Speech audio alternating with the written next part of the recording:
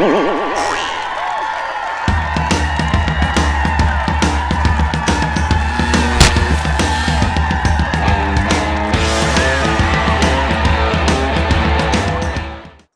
everybody. Welcome to another Comic Source Comic Boom collaboration. Your DC Spotlight for March 21st, 2023. Back at home, back with my green screen.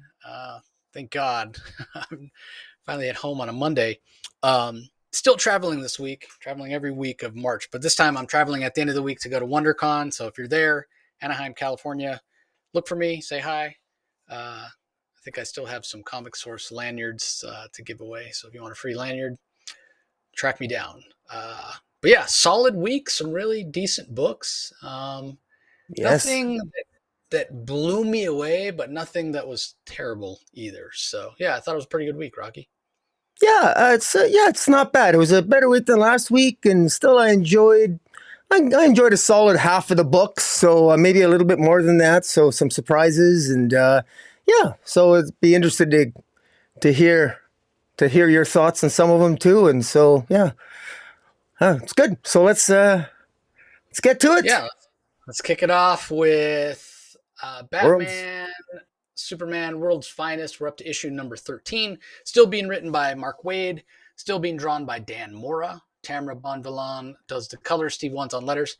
I did feel like, art-wise, it started off a little weak, a little loose for being Dan Mora. We know what Dan Mora is capable of. But the first few pages, I was like, hey, is this Dan Mora? Sure enough, the credits page comes up, and yeah, it's Dan Mora. And then I felt like after the credits page, the art sort of tightened up. So yeah, I don't know, maybe just he's bitten off a little more than he can chew these days. I know he's typically really fast, but be that as it may, the story kind of focuses on Metamorpho, Rex Mason. And once again, Mark Waid shows his love and knowledge of the DC universe because he gives a very succinct origin of Metamorpho. It doesn't feel expositional. It doesn't feel like he's spoon-feeding us the origin. It makes sense expositionally in the story as Bruce is kind of educating Robin on who Rex Mason is. Or actually, it's is it Bruce or is it? No, it's Clark Kent. Clark, right? Yeah, it's Clark. Yeah, telling Jimmy Olsen who Rex Mason is. So I really enjoyed it. Metamorpho, he's been around a really, really long time. Co-created by Ramona Fradon, who's absolutely legendary creator. She's in her 90s now. Female artist back then was a really big deal.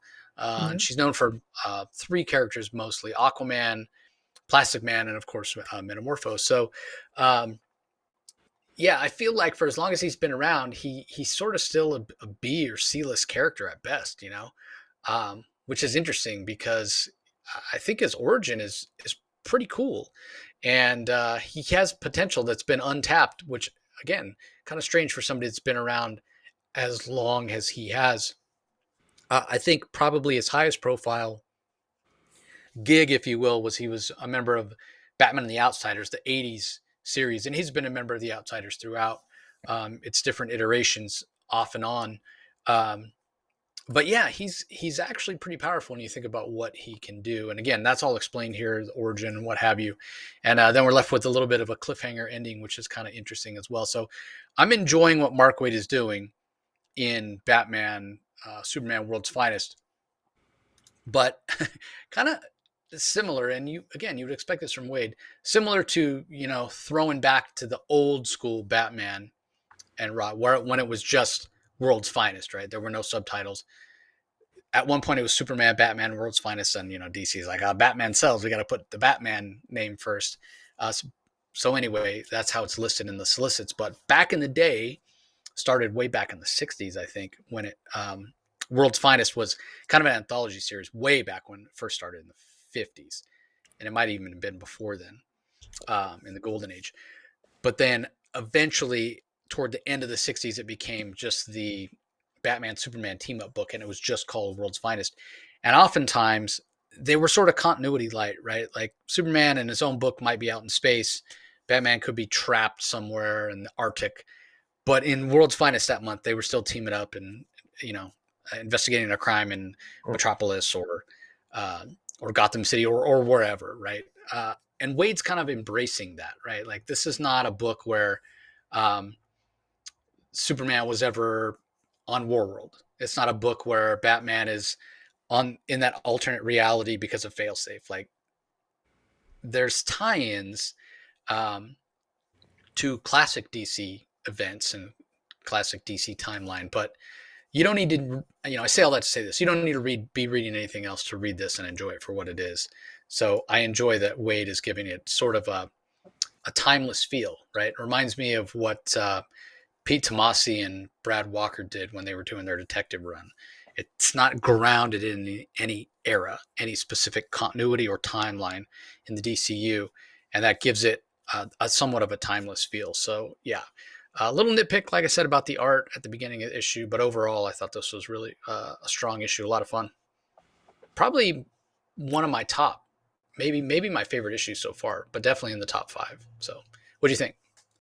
I enjoyed it. I particularly liked the focus. There was some focus here on Jimmy Olsen too. I thought Jimmy Olsen got a little bit of the limelight here as well because this picks up, this is a murder mystery, essentially. Somebody has murdered Simon Stagg. And Simon Stagg's daughter is Sapphire, who is the love interest of Metamorpho, Rex Mason.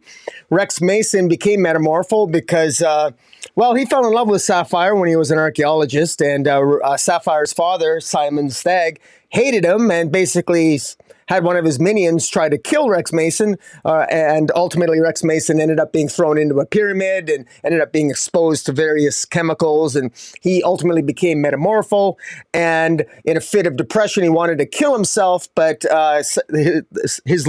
Sapphire's love for him prevented him from doing so, and he became Metamorpho. That's it in a nutshell, and to Mark Waid's credit, he retells that story in a manner in which Clark Kent is giving these details to Jimmy Olsen. Now, because of Rex Mason, Metamorpho's relationship with Simon Stagg, when Simon Stagg is murdered, he basically, he's the first suspect, as Batman points out. Batman tells Robin, the obvious suspect here, we can't ignore, is Rex Mason. So they go and they check out Metamorpho, and Metamorpho is quite upset that they would think that he would stoop to murdering somebody. As you said, Metamorpho was a member of Batman and the Outsiders. He sort of figures, Batman, you should know, you should know me better than that. I would never do that. But meanwhile, while all that is going on, this sort of uncomfortable sort of questioning between, the world's finest team and Metamorpho, Jimmy Olsen is doing his job as an investigative reporter, and lo and behold, he does a lot of investigating, and he discovers, much to the chagrin of Clark Kent, who finds it hard to believe, and Jimmy Olsen actually impresses Perry White, he discovers that someone that has apparently even more of a motive to murder Simon Stagg is Bruce Wayne himself. And so that's the cliffhanger that this issue ends on, and it's very well done. And I really like how it ended on that cliffhanger.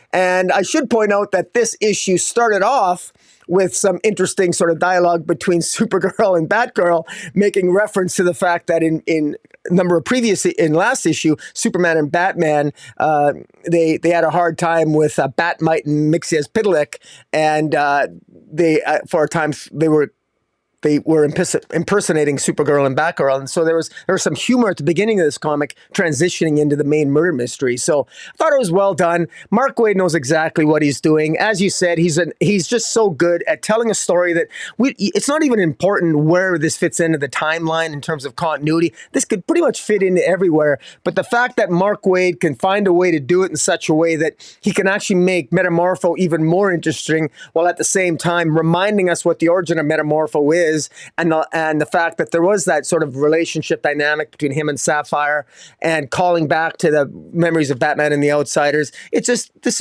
was really well done, and just a really good. It's a really good start of a mystery that.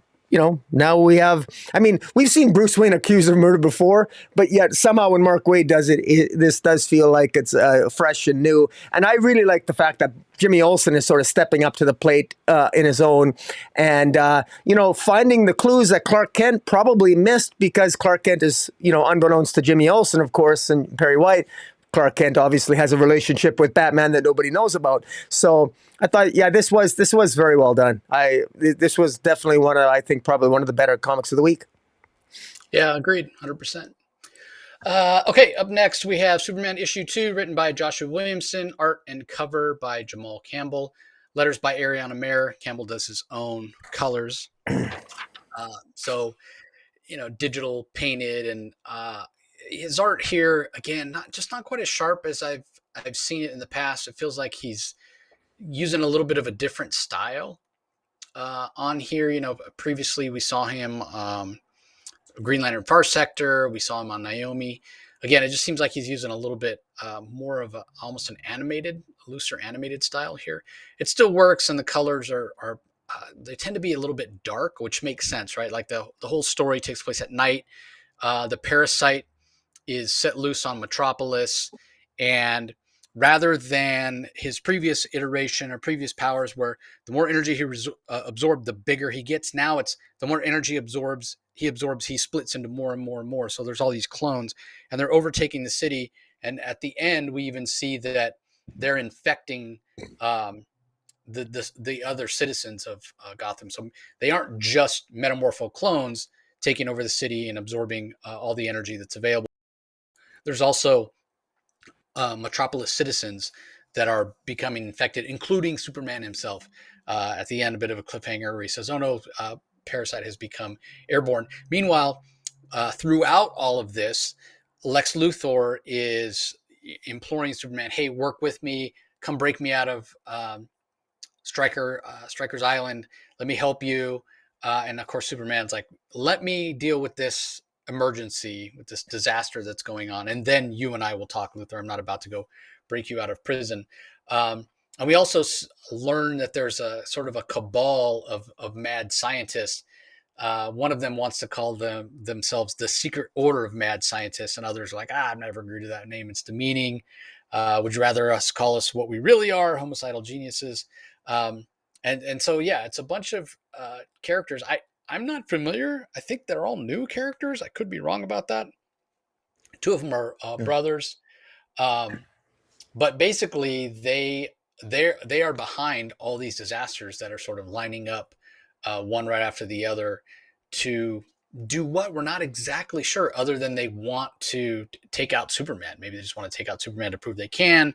Maybe they have other plans, and they know Superman will be a detriment to that, so they're trying to take him out. And the other part of it is they all hate Lex Luthor, right? That's part of why they're destroying Metropolis. So we've hit the ground running in this series, and I'm really enjoying it. It feels breakneck pace. I do wonder if Jamal Campbell, we know he's not the fastest artist, and when you see his art and know that he does the colors as well, you can kind of understand whether or not he can keep up the pace remains to be seen. I hope so, because the story, the tone of the title so far, I know we're only 2 issues in, but the tone of the story so far that Williamson is establishing fits what Campbell is doing very, very well. So, it feels a little bit more superheroic. It feels a little bit more fantastical than what's going on in Action Comics, Philip Kenny Johnson. And I like that. I like that there's a kind of a different tone, a different feel between the two. We also got introduced to a new character in this issue that pretty interesting. Marilyn Moonlight, who kind of a cross between like Zorro and Ghost Rider. And I don't mean like the Johnny Blaze or Danny Ketch Ghost Rider with the flaming skull and the motorcycle. I mean the original Ghost Rider from Marvel, all dressed in white on a horse. She kind of reminds me of that a little bit. Talking to Superman about Metropolis's nights being haunted, and I'm doing you a favor right now, Superman. I don't know how she's doing him a favor, trying to warn him of ghosts. If she really wanted to do him a favor, she'd help him out with these parasites. So it's kind of thrown in there, just a little seed planted, and then immediately we're switched back to the parasite storyline with Lois being one of the infected, and then Superman infected, as I said. So yeah, this is moving along really fast. I like that we're not getting a chance to sort of catch our breath. One thing I do wonder about a little bit, though, is just kind of the way everything is set up in terms of the setting, right? Like we know Philip Kennedy Johnson is doing more of a Superman family book. Here we're in Metropolis. We even see Supergirl and John Kent. So I'm just not sure. I haven't had a chance to have Williamson on the show and talk to, like, is this going to be Superman focused? Is it going to, we know Luthor's going to be a big part of it. Like, what exactly are we coming to expect here? Is it going to be all out action? I think about when Bendis was doing it, the action book was more of the kind of ground, almost Superman crime noir, as we talked a lot about. And then the Superman title was more of the traditional superheroic cosmic out in space or what have you. So is it divided that way, or are they even thinking about it in that kind of tone? Who knows? But they do feel very different, but both very, very good. I can't remember the last time I was enjoying both Superman books this much at the same time, especially when they're so wildly different. So what do you think of this? I really enjoyed it. You sort of nailed it for me when you said that it's the pacing, it's the kinetic pacing. It feels like a lot seems to be happening, and we're getting to know some characters, and we're getting just the right amount of these characters. Like when Moonlight shows up.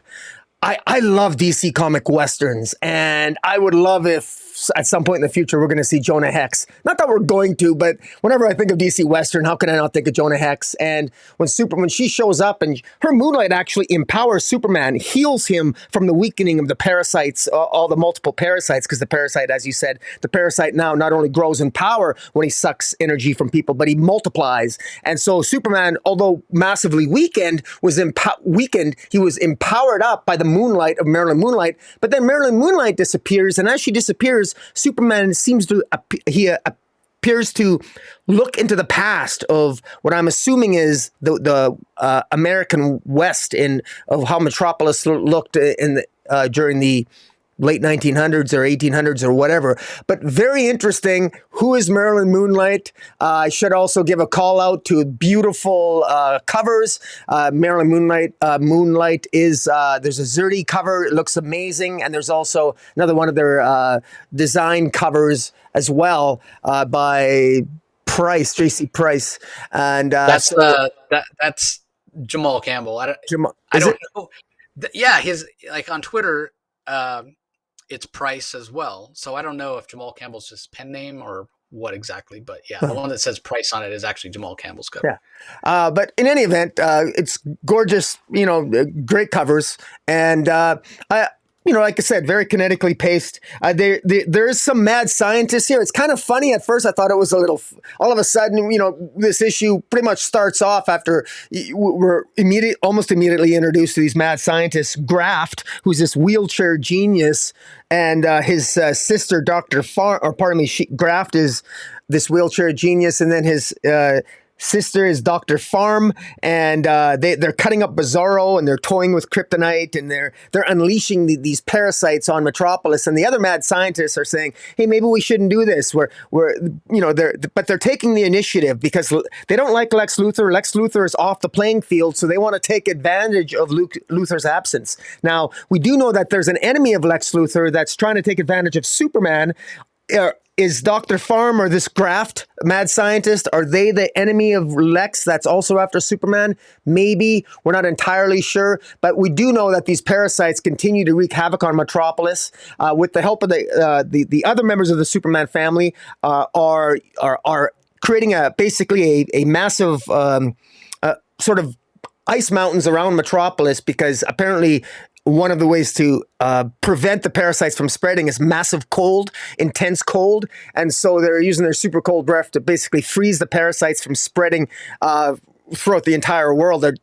They somehow, you want to talk about this being a Superman comic, somehow the Superman family manages to evacuate the entire city Metropolis, which I can't help but chuckle because, I don't know, what is that, 3 million people? You evacuated a city of, I'm sure millions of people. I find that hard to believe, but hey, who am I to say that? This is a Superman comic.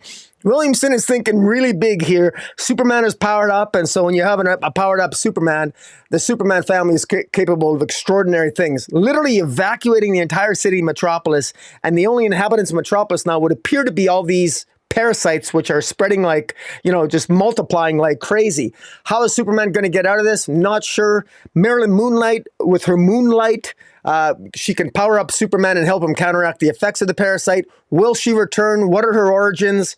I don't know, but I'm really enjoying asking the questions. And yeah, I'm really looking forward to where this is headed. And kudos to Williamson. Second issue in a row. I mean, I don't know anyone. I haven't heard anything negative about his Superman issue so far. Everyone seems to be having a blast, and I'm right along with him. Yeah, I agree. Like I said, it's been a long time since I've been enjoying Superman titles this much. So, all right. Up next, we have Black Adam. We're up to issue number 9. Your volume, I can't hear you. Huh. That was weird. I can hear You you. heard me at first, right? Yeah. Black Adam 9, as I said, Christopher Priest on script, Eddie Barrows pencils, Eberfer on inks, Matt Herms does colors, Willie Schubert on letters. It's Fall East of Egypt book 2. So, we know that this is, I guess it's 12 issues, but it's so interesting that this is book 2. So the first one was 7 issues, and I guess the second story is only 5 issues. But um, as this has gone on, it has sort of settled in. We know that Priest can be, I don't want to say overly complicated, but his stories, they kind of require some investment, a little bit of work. And as you read them, certainly if you read them all together, if you were to read all 12 issues, it's going to make more sense. And the other thing is when the series started off was when the Black Adam movie came out. So it ties into that a little bit. But what I'm enjoying most about where the series has gotten, it humanizes Black Adam in a way that I haven't seen done before, right? Like, I think maybe part of the reason the movie didn't work that well, and you and I both really enjoyed it, but by all metrics that movie studios use, it didn't do that well. And I just saw an article recently where Dwayne Johnson swears he's never doing another superhero movie, and obviously there's not going to be a sequel and all that. And I feel like it's too bad, because I think people sort of missed the mark on it. And if they'd had a chance to read something like this, or have a chance to sort of understand who Black Adam is, rather than just the Rock, sort of floating through walls and whatnot and scowling everywhere, maybe they would have had a little bit more context and understood a little bit more where he's coming from, because we certainly get that here. And what's interesting is that Priest he's slowly doling out the origin of Black Adam, and in here we see the scene where the wizard Shazam, I can never remember how to pronounce his Memoragan. Yeah, something like that. Exactly. I always stumble over it too. So I'll say the wizard Shazam, which we know is played by Jimon Hansu in the Fury of the Gods Shazam movie, and the previous Shazam movies as well. But the Fury of the Gods is out in theaters right now.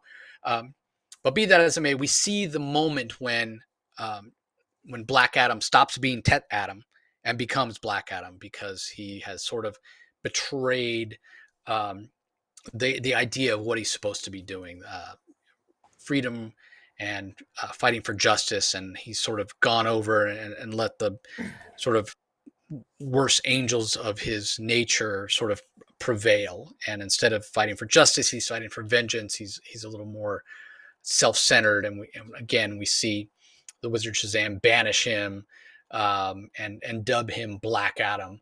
From this day forward, your name shall be Black Adam, and throws him out to the universe's farthest star, and that's basically his golden age origin. And then supposedly when he shows back up in the 40s, it's taken him all that time, right? Because we're talking ancient Egypt when he got banished, and he has journeyed back, and it's taken him thousands of years to get back here. So again, Priest is enriching, he's explaining, and he's humanizing Black Adam in a way that this series is, and I've said this before, the series is making me want to go back and do like a deep dive into Black Adam, and let me read all of his appearances kind of in chronological, not publishing order, but chronological order.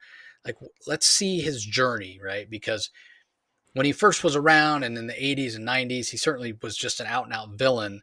And as time has gone on, partly because he's popular, partly because of what Jeff Johns did in the 52 series and the Black Adam series that spun out after that, he's a somewhat of a popular character. Not I won't go certainly won't go so far as to say he's Harley Quinn, but in that way, right? Like Harley Quinn has made that journey from outright villain to anti-hero to where she's a hero. Black Adam hasn't swung that far. I certainly wouldn't call him a hero, but he's not that out and out villain anymore either. He's more in the gray area, and part of it has to do with his arrogance and his self-centeredness, right? Like the whole reason he got banished in the first place. He still is inherently that guy, right? That cares more about himself and his country, rightfully so.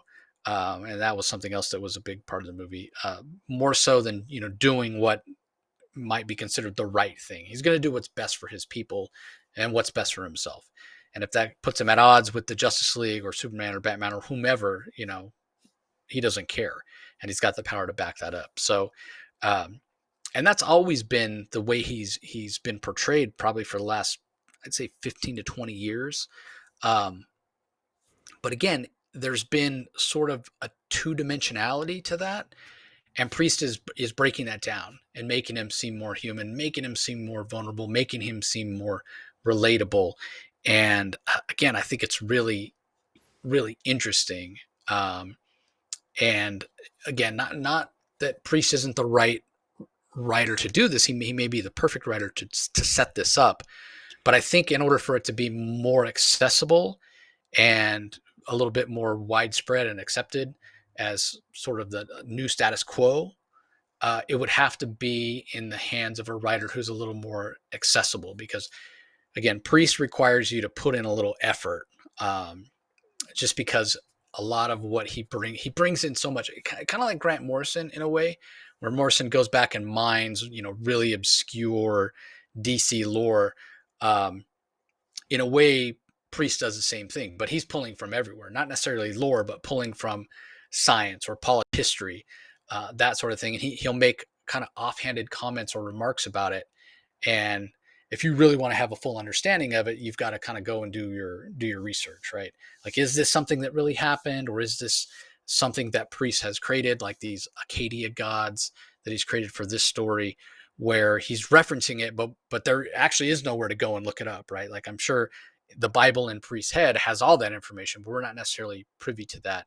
So I almost hope, or I almost think that maybe the best thing DC could do would be to, when they do the collection for this, is to give us Priest's scripts with all the notes and the, kind of the expositional stuff, the explanations for the artists and what have you, and that would give an even richer story. So the Eddie Barrows art is fantastic. This may be my favorite issue of the series so far, which I find myself saying a lot about DC books. I'm really enjoying DC over the last few weeks individually, right? Individual issues. We talked last time about how the ship overall seems a little bit rudderless. And it feels like it's missing the forest for the trees. But man, some of those trees are just really, really interesting. So what do you think about this issue? Well, this was, if you were going to buy one issue of the first, this is the 9th issue of all the Yep. issues so far. Issue 9, this is the one that actually is the most interesting, because it's almost as if I didn't know better. I think Christopher Priest decided, well, I'm going to maybe spell things out just a little bit more clearly in this issue, because it's been a little wonky in some of the previous issues, putting it all together. You and I have managed to do so, but there's been a few issues where I had to multiple read it a few times. But this one I really enjoyed, and I really enjoyed, obviously the art's fantastic. This is, again, what I actually wish, one of the things I will straight out say that I think if the Black Adam movie had just focused on the past and focused exclusively on Black Adam's past origin and stayed in the past and not brought him and not the present, but just ended with him floating in space and coming back to Earth at the end, I think it would have been a better movie, even though it wouldn't have involved the Justice Society, because I I get that, and I will compliment Christopher Priest for making me think that, because what he brought here is that, this is actually Teth Adam is explaining to Malik on his beside him in Malik's in a hospital bed recovering. It's Black Adam himself who is telling Malik the lessons he learned when he was White Adam. Now that's because he was always Black Adam before. This changes the origin. That when Teth Adam stole the power of Shazam from his nephew Amon and became and basically stole the Shazam powers from his nephew and betrayed the wizard Shazam, he became White Adam, and then he served 22 pharaohs before killing the 22nd pharaoh and becoming the pharaoh himself, the powerful White Adam. And he confused justice with vengeance, and that's how he ruled. And ultimately, it wasn't until he was confronted by his former slave master Ibak, who that ultimately leads with a battle with another character who is a colleague of the wizard, and ultimately he ends up the wizard ends up confronting White Adam and then punishing him by shunning him off to space, basically turning him from White Adam to Black Adam, punishing him where he floats in space for 2,500 years, and then he gets infected with sort of space dust, which becomes sentient, and that become the Egyptian gods that are looking for him throughout these previous 9 issues. And in particular, the Egyptian god of war is what gave Malik's girlfriend the ring to give to Black Adam to say that, look, we're coming for you. So these Egyptian gods, who empower, of which Black Adam gets his power from, they're coming for Black Adam, and not exactly sure what's going to happen, exactly what their motivations are per se. We know that Ibak, his former slave master, is still alive. We know this Oni Grace character, who is the wife of she's the wife of the Kandak minister who was murdered. Shakir Nasser, he was the leader of Kandak. He was the opposition leader of Kandak. Shakir Nasser, his wife, Oni Grace, is kind of glad her husband is dead, but Black Adam is being blamed for his murder. So we got political machinations. We got a callback to Black Adam's origins with the White Adam. We got Malik, who's the new sort of White Adam on recovering. We got all these moving pieces in place, and it's really starting to take the story's really coming into its own, and I'm glad I stuck with it. I still think that probably the first 7 to 8 issues were a little bit, could have been a little bit better paced, but I'm glad I stuck with it this long because I'm enjoying this, and I do think maybe it's too bad the Black Adam movie didn't do better, because I think a lot of people might enjoy themselves, like you said, if they've been sticking with this series. Yeah. Again, I think just they should have put it out sooner. And as much as I'm enjoying this, we are DC heads. I don't know that this is for somebody who enjoyed the movie because it's just so dense. So anyway, moving on, we have Deceased: War of the Undead Gods, issue number 7 from writer Tom Taylor. Pencils are by Trevor Hairsine and Lucas Meyer. Inks by Andy Lanning and Lucas Meyer. Colors by Rain Barreto. Letters by Seda Temafonte. There are a couple of really awesome covers. This is the penultimate issue, and there's one cover in particular that's an homage to Prince's Purple Rain cover for that album that everybody knows, and it's been homaged plenty of times in comics and other things, and it's really, really cool. I have to say I was a little bit disappointed in this issue though overall. The Trevor Hairsine art is fantastic, as it has been throughout. It's gritty and very visceral, and it's got a lot of texture to it, which really suits the type of story that Tom Taylor's been telling throughout. And this Deceased property has been very, very well received. That's why the initial 6 or 8 issue series has spawned all these others. And I think this is the last one I think I've heard Taylor say.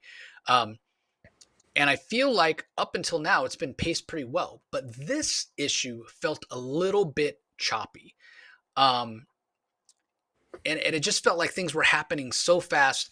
It was one of those situations where we're being told what's happening rather than being shown, because it needs to move along so fast because there's only one issue left. I think the series really could have done with a couple more issues. Where it does succeed really, really well just like last issue, this issue's narrated by Alfred Pennyworth, who is now the Spectre. And there's one page in particular where it's a close up of him. It's almost a full page splash, and he's flying toward the kind of the camera, and it looks like Alfred's face, but completely white. And seeing the Spectre with Alfred's mustache is just really interesting looking. Um, but in those moments where Alfred is narrating, that's where we get the jumps, right? Where he says, "Oh, then I did this, and then I did this, and whatever." And so that's the choppiness. But at the same time, there are other moments where Alfred is talking about the emotion, and it's giving us some of those trademark uh, Tom Taylor character moments, which are working really, really well. And we get a couple of other character moments for some other people as well. There's a great John Kent moment. There's an Oliver Queen moment that's interesting as well. So it feels so uneven in terms of pacing. And again, I don't necessarily fault Taylor because I think he's just running out of room. Because the series did have so much time to breathe early on, and now I think he got to this issue and he's probably like, oh man, I only have one left. I need to move things along, much quicker. So we see that Darkseid is going to be an ally now. Again, it just feels like, what really, you finally defeat Darkseid in the penultimate issue, so that now they can fight the big bad. There's only one issue left to fight the big bad. So yeah, it just overall, I have to say that the series has been, and it's felt great up until now, but then all of a sudden, like, we're moving super fast here with the last two issues. And yeah, I just wish they could have given them a couple. I mean, if it's selling well, why not give it the series the space that it needed? So I don't know. I'm not privy to the editorial details or what have you, but yeah, I enjoyed the previous issue more than this one, and it's all down to the pacing. I mean, I still think the concept and the emotional moments, Alfred being Spectre and all that, really cool, really interesting. But for me, the pacing was just kind of wonky, and I worry about everything getting wrapped up too quickly with only one issue left. So, what do you think, Rocky? Did this work for you? It did, and I actually agree with you. When I actually wish that what's been fun about this season from the beginning are the cool fanboy moments where characters fighting each other in zombie-like or anti-life states that are absolutely insane scenarios, but so much fun. And I wish that Tom Taylor was given more pages to play here, and Trevor Hairston's art was giving more pages to shine. I mean, in particular, we were all looking forward to watching Lobo kick some ass, and we got very little Lobo in this issue. Now, there was a pretty cool scene with Lobo shoving the cure down Darkseid's mouth and having his arm bit off, but that was what's necessary to cure Darkseid of the anti-life plague. That was pretty cool, and we did see Lobo, tell Light Ray to shut the F up as he ripped his head off. So we did have some Lobo moments. I would have liked to have seen more, but I'm selfish that way. I mean, hey, come on. There were moments between Big Barda, Mr. Miracle, and when they confronted their son Jacob, but only one page. There was a cool moment with Alfred as the Spectre, the aftermath of him killing Mixias Patelik, a pivotal scene where Damien becomes infected with the anti-life, and Alfred, as he dies, Damien telling Alfred, don't embrace the vengeance, which is kind of hard for Alfred to do because he's the Spectre. That's the spirit of vengeance, so good luck, Alfred. But Alfred's moral victory, overcoming his desire to be vengeful, and instead fly to the other Earth to obtain the cure, to bring it back, to do battle, to defeat the forces of Darkseid and Warworld. Superboy, John Kent getting in front of the cannons as Warworld, fires its cannon like the Death Star. I mean, and Cyborg taking over a Brainiac and releasing the people of the citizens, enlarging the citizens of Kandor, who are uninfected, in order to help with the battle against the forces of the anti-life. I mean, all of this happened in this issue, and I've missed some stuff. And so this was really epic and really fun. This is a fun read. I highly recommend it. But I guarantee you, anybody who reads this, you're going to be like Jason and I, you're going to be like, man, I wish we had more of this stuff, more more of the pages because it's a lot of fun.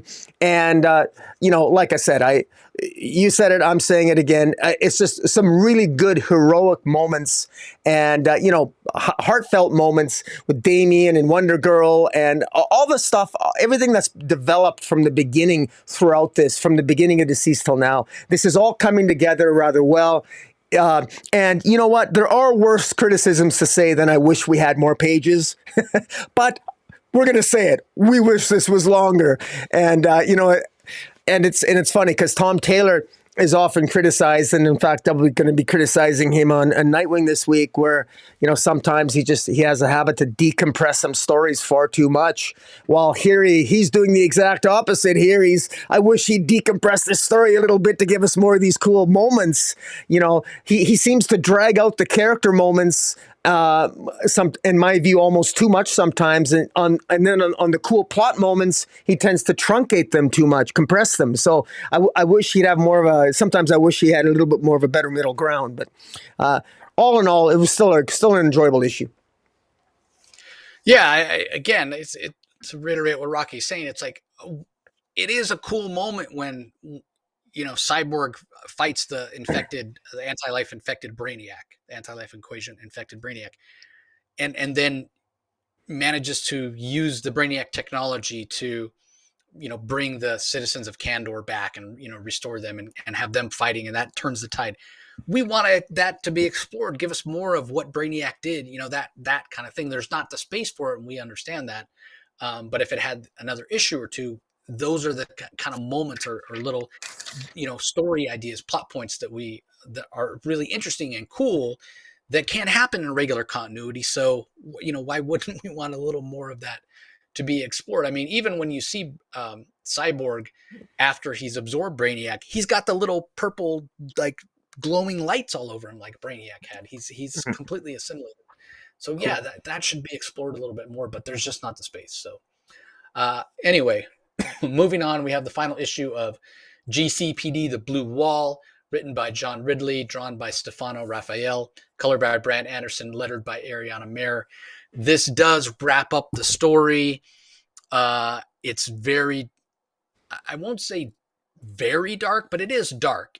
But there's a little kind of grain of hope. But I do have to say that it almost feels unrealistic the way that it ends, right?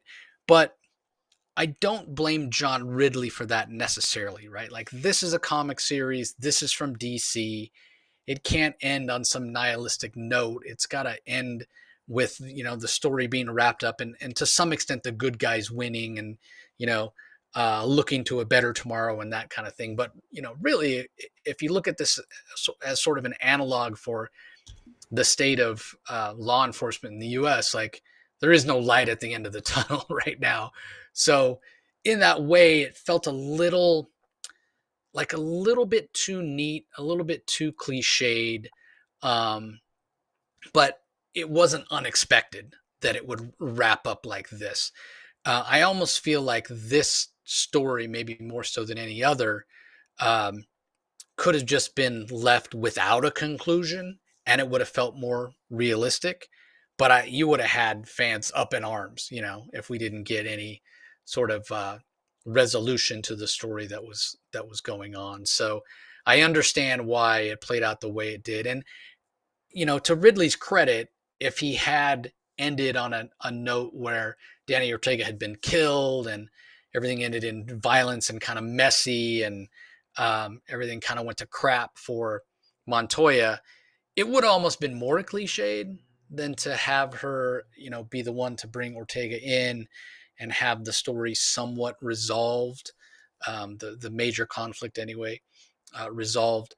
So, I give him credit for that because he was sort of in a position where he's damned if he does and he's damned if he doesn't, because this has been a very realistic and grounded series throughout. But like I said, if you're keeping it real, like, the state of law enforcement in the U.S. right now, or not just the U.S., but a lot of places where it's becoming more and more authoritarian, then it doesn't resolve. It doesn't have an ending. It's not clean at all. It's messy. But this is fiction. This is the DC universe. And again, I think you would have had people that they wouldn't have understood why it ended that way. They would have wanted, more of an ending like this, even though it feels a little bit.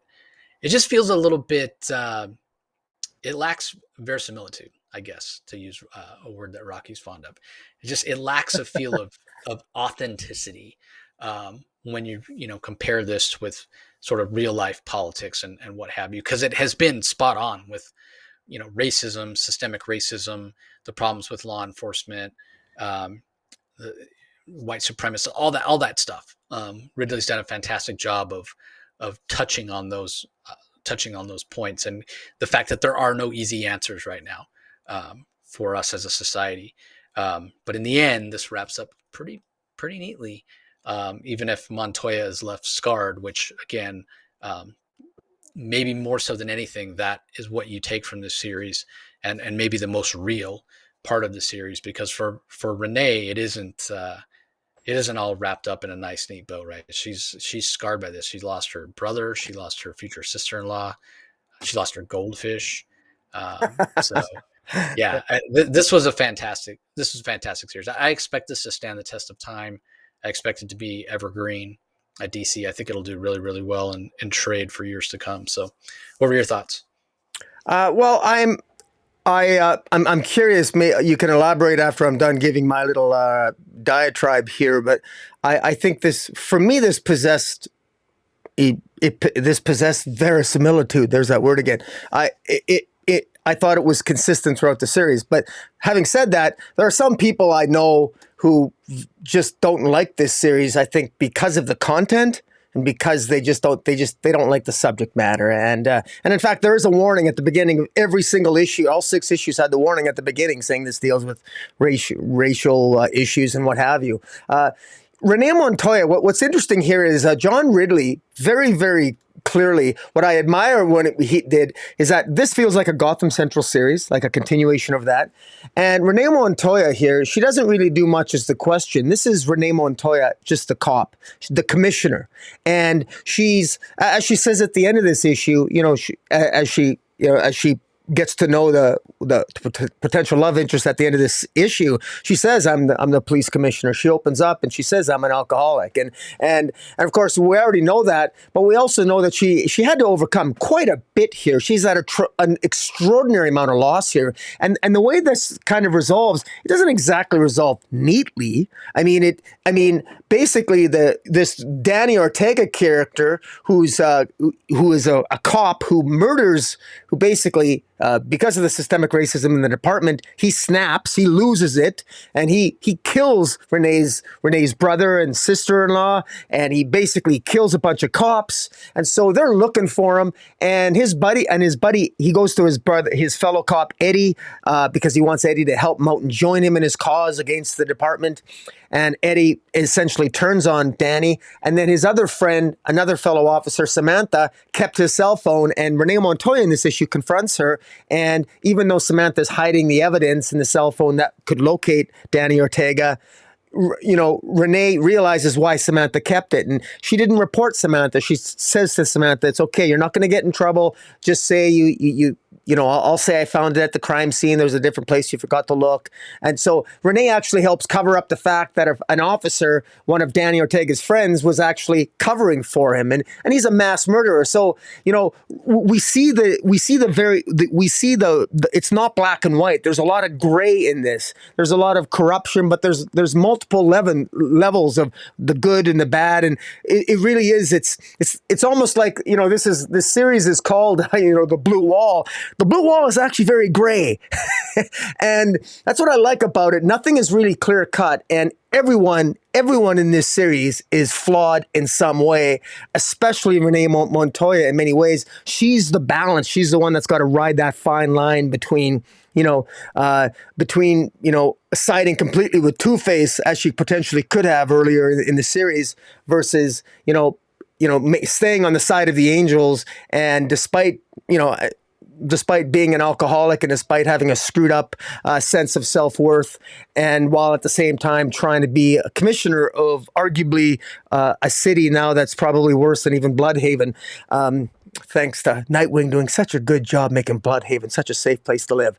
But in any event, I really enjoyed this series. I agree with you that I hope that it deserves to be on the same level, I think, as Gotham Central, because Gotham Central had multiple story arcs over like 30 some issues.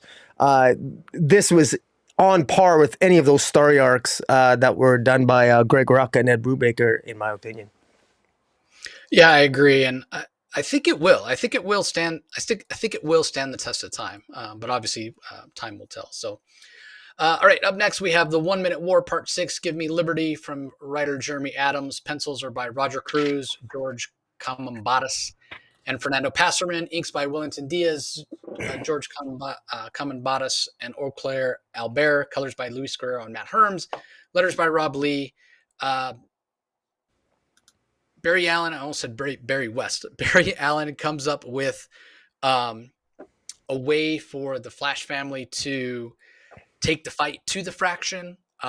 It makes sense what he plans on doing. Basically, they're going to overload the antenna that the Fraction used to tap into the Speed Force, because if they can make the Fraction move fast enough, they will actually go back in time. And if they go back in time far enough, then this whole entire war will never have happened.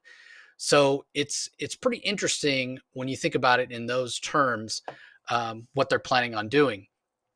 Whether or not it's going to work or not, remains to be seen. But as this series has throughout, it's really interesting. It's really fun. Jeremy Adams does a fantastic job. One of the things I will say, though, is that there's 3 artists on this issue, and we've talked before about how we're big fans of what Roger Cruz did on the Flash series, and how his art here hasn't felt as clean, as polished, as finished, whatever term you want to use.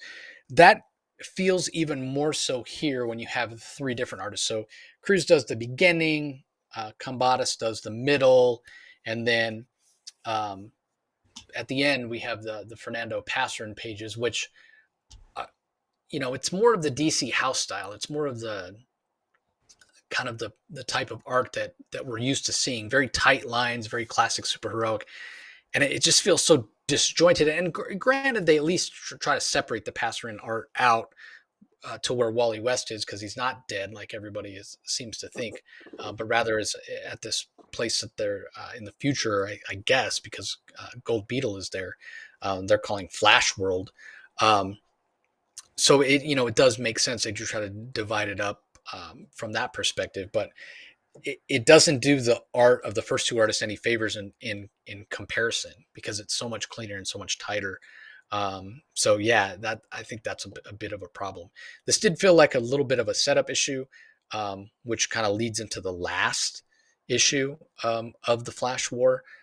So in terms of action and what have you, there's still plenty of action, but it does feel a little bit like a setup issue. But it's Jeremy Adams, it's the Flash, so it's a lot of fun, and there's some great one-liners and great character moments, as we've come to expect from him. So, but yeah, to reiterate something Rocky has said throughout this entire run, it's like, man, DC editorial, you should have put an A-list artist on this, and it would have probably gotten even more critical acclaim.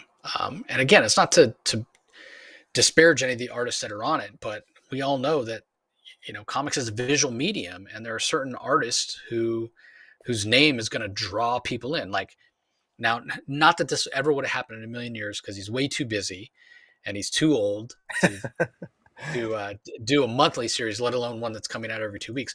But could you imagine what the sales numbers on 1 Minute War would be if Jim Lee drew the whole thing?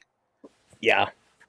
Like, it would have blown the doors off. So anyway, I enjoy it, despite the fact that the art hasn't been my favorite and hasn't been really consistent. But overall, it's been a fun story. So, what are your thoughts? Well, just to build on what you're saying, this is the fun just keeps on coming. I mean, the Flash family. This really is a Flash family defeating the Fraction. This is the Flash family who are embracing a master plan put forward by Barry Allen, which is, as you said, once they break through the Speed Force wall that the Fraction has created around, I believe, Central City. Once they break through, they, rather than destroy the spire that is spinning, they're going to charge it up and get it to pass the speed of light. And when you pass the speed of light, the idea being, according to Einsteinian physics, you're going to go back in time. And the idea is that Barry Allen's theory, anyway, is that you're going to go back in time and everything is going to be exactly as it was before the Fraction were even there. That sounds a little bit Duke Eck Machina to me. Very, very convenient. Could it happen? Well, you know what? I don't care if it does, because I like the idea, and I know Impulse loves the idea, because even Impulse could guess that, because Impulse knows something about going back in time too. But you know what? The Flashes, when it comes to, going back in time and changing time, the Flashes, generally speaking, haven't had a whole lot of luck doing that. But we'll see how it turns out next issue.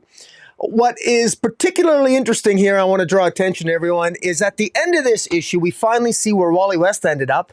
And he ends up in a place called, which they're calling Planet Flash, or used to be called Time Point. And people, Jeremy Adams has stated, he said when you interviewed him, and he said in other interviews, Jeremy Adams didn't like Heroes in Crisis either. He didn't like what Heroes in Crisis did to Wally West.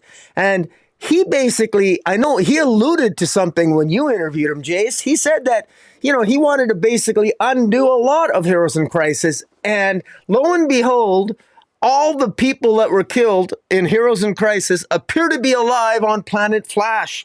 We see Commander Steel, Jackie Thunder, Hotspot, Gunfire, Red Devil, Gnark, the Tattooed Man, Protector, and Blue Jay are all still alive. These people, we thought Wally West had unintentionally killed them, or rather killed him at the time, but then it was revealed that it wasn't really his fault. But now it appears that to completely erase all the harm done by Heroes in Crisis, even if it was by accident, they appear to all be alive. And so thank you, Jeremy Adams, for permanently, without any ado whatsoever, removing the taint of Heroes in Crisis. I mean, literally, we can now say that Heroes in Crisis did not kill anybody. It would appear. And so, so it's going to be interesting to see, what does Planet Flash have to do with the Fraction, if anything? Is this just sort of a little side subplot? How is this going to be addressed in the final issue of 1 Minute War?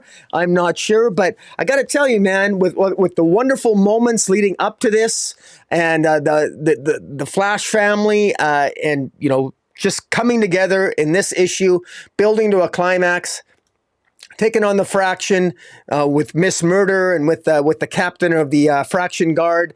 The captain, of course, wants to impress the Empress of the Fraction in their efforts to try to pierce the Speed Force wall, to power up the Spire, to go back in time and undo all that's been wrong, to Wally West waking up on Planet Flash. A lot happened in this issue. I almost feel compelled to say what we did. I want to say to Jeremy Adams what I said to what we said to Tom Taylor just a few moments ago, and that is, I wish we had another issue, and we do. But I kind of want this to be more decompressed. But we shall see. I'm really looking forward to the final issue here. So good stuff. Yeah, I am as well. And it's not just that I want more of this 1 Minute War. I just want more Jeremy Adams on Flash. I'm so disappointed that he's moving on to something else. Don't get me wrong, I want him on Green Lantern, but I want him on Flash as well. Yep, I hear you. Okay, so up next we have Catwoman number 53. Tinny Howard is handling the writing, Nico Leone on art, Veronica Gandini does the colors, Lucas Catoni on letters. Again, this seems to be a running theme this week. I've seen Nico Leone's art on this be way cleaner. It felt a little messy. It felt a little unfinished. It just didn't feel as polished. Remember when we first had Nico Leone on this, and I think maybe he was doing the colors also, and now he's not. Maybe that's the difference. But you remember how slick it felt? Like There was a lot of like neon colors, a lot of pinks and purples and blues, and it really gave like a certain tone and feel. That's all gone here, and it just doesn't feel like the same book in a lot of ways. And the other part of that, kind of going hand in hand, is all of a sudden this has become Catwoman in prison book, as opposed to this sort of crime noir story that Tinny Howard has been telling, and it all had sort of the same tone and feel and spirit, with the exception of those Harley Quinn issues, which were kind of zany and I didn't really care for. But all of a sudden, it has pivoted to like this prison movie feel, right? Like, what are those real terrible? I've never seen any of them, but I think they're called Chained Heat or something like that. Those B movies with a bunch of gratuitous sex and violence and what have you, with these women's prisons and what. Yeah. That's sort of what I imagine this is going to feel like. Obviously without the gratuitous sex, but I don't know. It's just not very interesting seeing Selena behind bars. I'm just not enjoying this. This feels so different than the tone of the book that we seem to enjoy when it first started. Now, I think the criticism we had early on was the fact that it wasn't paced. She was trying to shoehorn so much in this idea of Catwoman being involved in the Gotham City underworld and introducing the five families and all that sort of thing, and it didn't necessarily feel as smooth as it could have in terms of pacing. But now that's all kind of forgotten. It's referenced here and there, certainly with Eco, taking on the Catwoman persona right now. But yeah, this just feels so wildly different in tone, and I think it's not helped with the fact that Nico Leon's art looks so different as well. So for me, it's okay, it's average at best. I think even though maybe an execution at the very beginning with what Tinney was doing, it may not have been an above average comic in terms of the story and the plot and the potential and the ambition. I felt like it was above average. This is just average all around for me. There's nothing that stands out, nothing that's memorable about this at all. So, yeah, I'm not really digging on this issue. So I don't know. Maybe you felt differently, Rocky. What do you think? Well, first I want to give a shout out to David Nakatama on the art, the cover A. It looks really good. It looks really good. I could have I wanted to stay positive this week, so I didn't want to. I wanted to stay as positive as possible, so I intentionally tried to avoid talking about the covers. But 98% of the variant covers for DC this week continue to have absolutely no relationship to the content and are generally, in my view, most of them are subpar to terrible. And they continue to fail. And I give them a failing grade because just having, again, standard poses is nothing. Covers like this or like this or like this, they got nothing to do with the interior. You got to step up to the plate. As beautiful as some of them might be, you got to get more relevant DC. But I digress. The story here, our problem with Teenie Howard, Teenie Howard, on the one hand, sort of intrigues me with the storyline a little bit. The idea that Selena is going to let herself go to prison, knowing that she's not guilty of actual murder, that we know that from the detective telling her so. There's not enough evidence. I mean, there's no reason for Selena.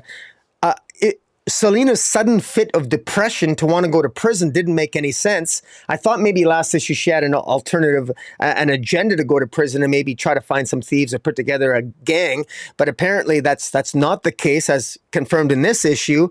She befriends. She has a lot of inmates that she befriends and trains in this issue, but it's quite clear that they don't want to be seen. They have their own agency. They make it clear to Selena that while they respect her as sort of like their de facto leader in prison, they have no, they don't consider themselves her pawns or her gang or whatever. And so and also the prison guards sort of catch on to the fact that there's some animals getting in and out of the prison, because that's how Selena was smuggling in some foods and some candy through her cat, and the prison guard takes her cat and she gets all upset, and it's kind of a little bit wonky, and it doesn't really work all that well. Um, meanwhile, Eco and Tomcat, Eco, who basically is the Catwoman while Selena's in prison, she's trying to keep Gotham safe or what have you, and it ends up that they end up running into the Queen of Hearts and the Crazy Eights and the Queen of Hearts. Eco and Tomcat incapacitate them, knock them out. They end up in prison, and Selena finds out while she's in prison that apparently Punchline is talking about implementing Phase 2.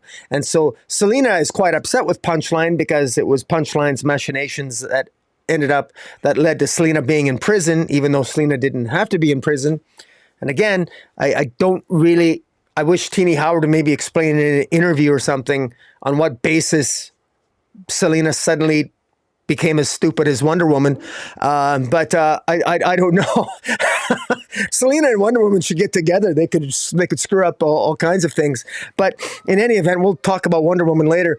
But it's funny enough that Selena here at the end find the Crazy Eights and the Queen of Hearts end up being sent to the same prison where Selena and her gang are, and so Selena's going to find out. Undoubtedly, this is leading to Selena probably interrogating the Crazy Eights and the Queen of Hearts to find out what Punchline is up to. Selena then will escape, because she can escape the prison at any time. That's been established. Why she doesn't escape has not been established. She doesn't appear to be depressed anymore. But in any event, I don't understand all the motivations as Teenie Howard has set things up, but there is a story here. I just think maybe if it was paced a little bit better, it could have. It would have more. It would land a little bit better, but it's still a little bit off to me. But it's kind of meh. Not my favorite of the week, but not the worst. Yeah, again, I just think it's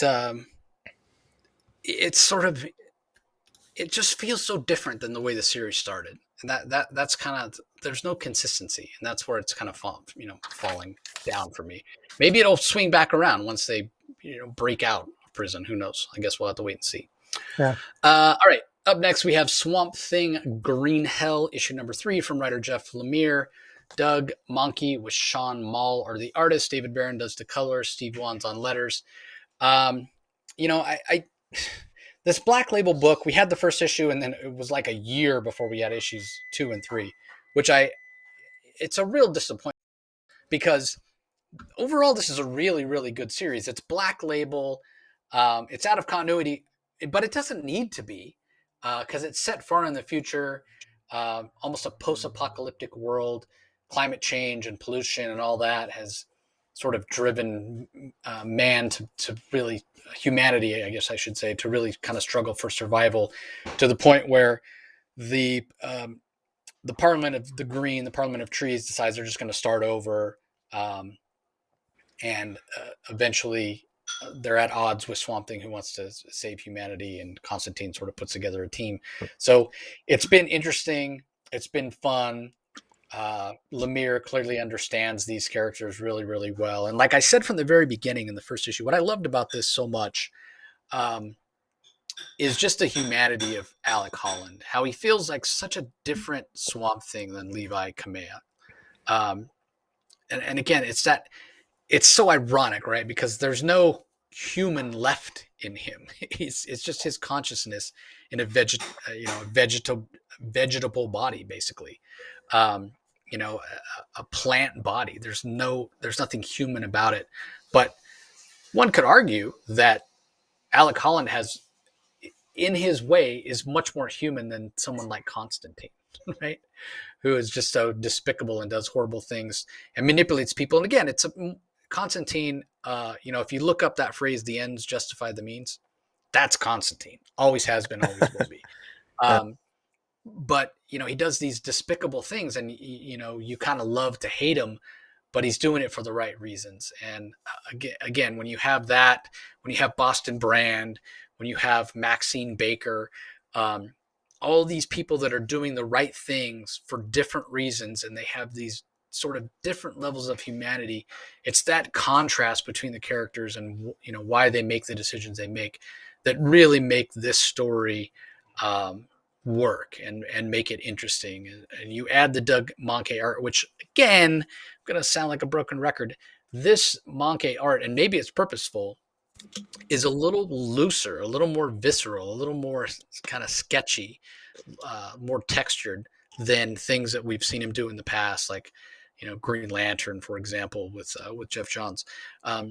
But being that it's a post-apocalyptic world, being that it's Constantine and Swamp Thing, and we're going to hell, we're going to the wilds of Africa to find Maxine Baker. It works, right? We've got all these monsters that have crawled from the all the vegetation under the sea. You expect them to look horrific and to have texture and not look super clean with really tight lines and that sort of thing. So from that perspective, it works really, really well. And there's even a possibility for a sequel with what we see at the end with the little girl that sort of got Alec to help out all along. She demonstrates that she perhaps is the new avatar of the Green, with some powers that she shows to have some flowers grow up on the grave of one of her caretakers, I guess, not her father, but probably her, like an uncle or a grandfather type, who passes away during the battle. So all in all, I thought this was really great. The colors by David Barron are really strong. So again, I do wish that it had come out without that long break and hadn't lost that momentum, because I haven't heard anybody talking about this. I heard a little bit of buzz when the first issue came out, but then when it came back, I haven't heard anyone talking about it. So what are your thoughts, Rocky? Well, I thought the ending was very convenient and very, actually kind of predictable, but I still enjoyed it because I kind of wanted a happy ending. I kind of wanted that. And because this has been pretty dark from the beginning, I love that Doug Mahnke's art. I always have, I always will. And I particularly was impressed with how he portrayed Maxine Baker here, animal woman. It's funny for those who may need to.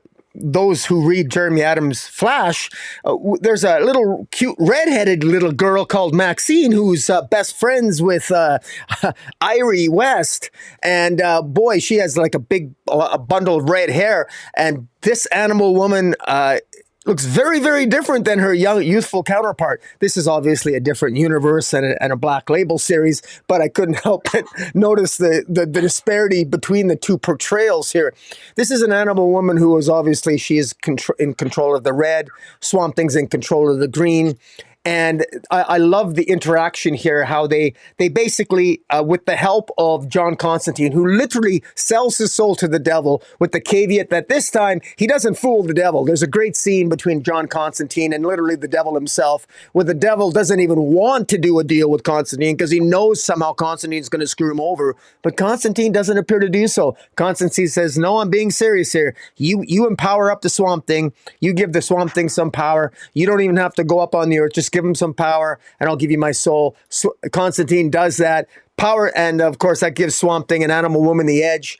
And not only do they manage to defeat the rot, but they manage to destroy the parliaments, the Parliament of Trees and the Parliament of the Red. It's all destroyed, and there's some mystery at the end.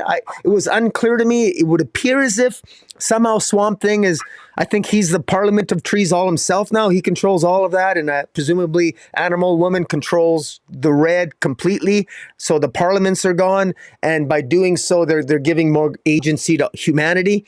Which I just want to make the comment that I don't know if this necessarily ends on a high note. Yes, it ends with humanity winning, but the Parliament of the Trees and the having the red and the green, leaving those in control of Swamp Thing and Animal Woman might seem on the surface a good thing, but giving humanity back their agency to control their destiny, that never seems to work out very well because we humans always tend to screw up our own lives and whether it's this one or the next generation. So I think it's inevitable that we're going to keep getting these types of Swamp Thing stories because humanity just keeps screwing up.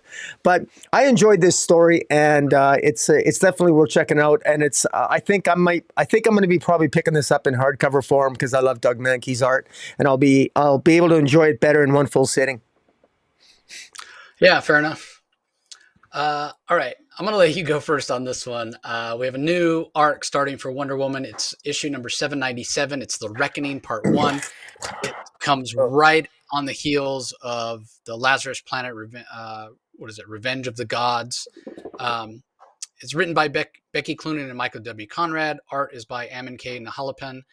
Tamara Bonvillain handles the colors. Pat Brosso on letters.